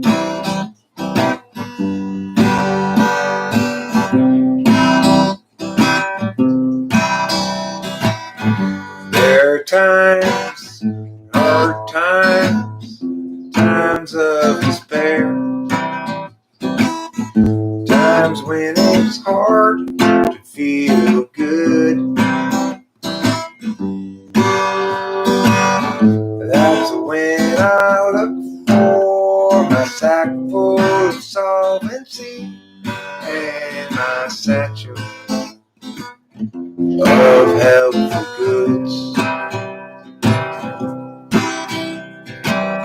Satchel of helpful goods. Satchel of helpful goods.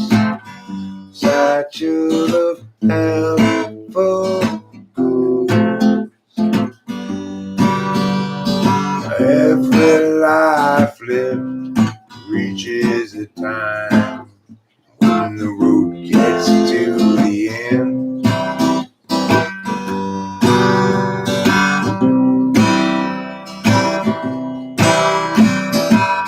When I'm there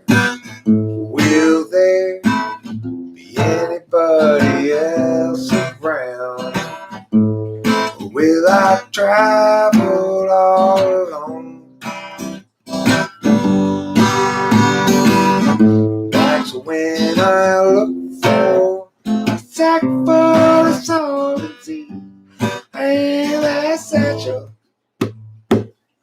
filled up with home,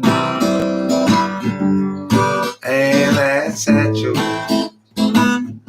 of nothing but bone. Satchel of helpful goods, satchel of helpful goods, satchel of helpful goods, satchel of helpful goods, satchel of helpful goods, satchel of helpful goods.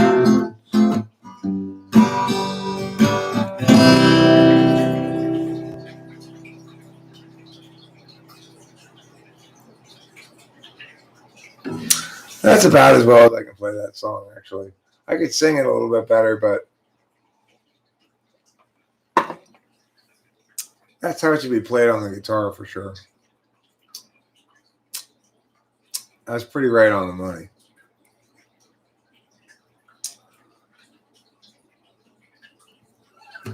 I'm going to close with this. You're living on a time frame I will never know. Alienation and humanity's soul. Imagine you a future after the collapse, returning to the urgency of isolated past. You're picturing community free of metaphysics while you're hunting buffalo, and you're picking red delicious knowledge of the seasons, wisdoms of old. Fires blazing in the night to keep away the cold. Hostility is kept at bay by what you think is in the way of life as children of the land, with an agave weatherman. Imagining a history that never could have been. You lecture at the college, advancement is a sin. Lamenting disconnection in every corporate act, asserting all your feelings and ignoring all the facts. Hostility is kept at bay by what you think is in the way of life as children of the land, with an agave weatherman. You find modernity just so banal. Wish you had lived but any time but now. Your experience won't run afoul of exceptions you might allow. You visualize nobility sipping on some port, or tribes of peaceful savages in beautiful comport. But few of history's people ever thusly did comport, 'cause life was solitary, nasty, brutish, poor, and short. Hostility is kept at bay. Hostility is kept at bay by what you think is in the way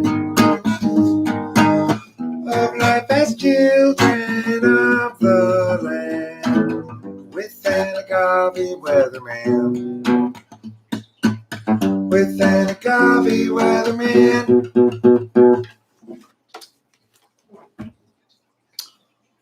Well, that's gonna wrap it up for this evening's rock and roll show.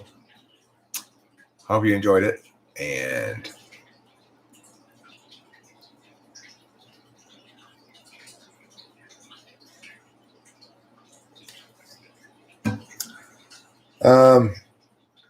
I don't really think about where I put my right hand as far as up or down. I never really thought about it before. I'll keep that in mind. Maybe I'll try to pay attention to that when I'm recording. It's not something I've ever really thought of. Like how close my fingers are to the sound hole or higher up or whatever. Yeah, that's a good observation. I never thought about it before. I've been playing guitar for a long time. It's like, well, wherever. Wherever my fingers are is fine. Vertically, as long as I pluck the right thing, you know. But good advice. Okay, talk to you all later. And I'm going to make now a video of my day's outings, which is a compilation of the little videos I made today when I went down to take my dad downtown. Thanks, baby. You're beautiful. Rachel Lapalosa, my precious Wonder Darling pants.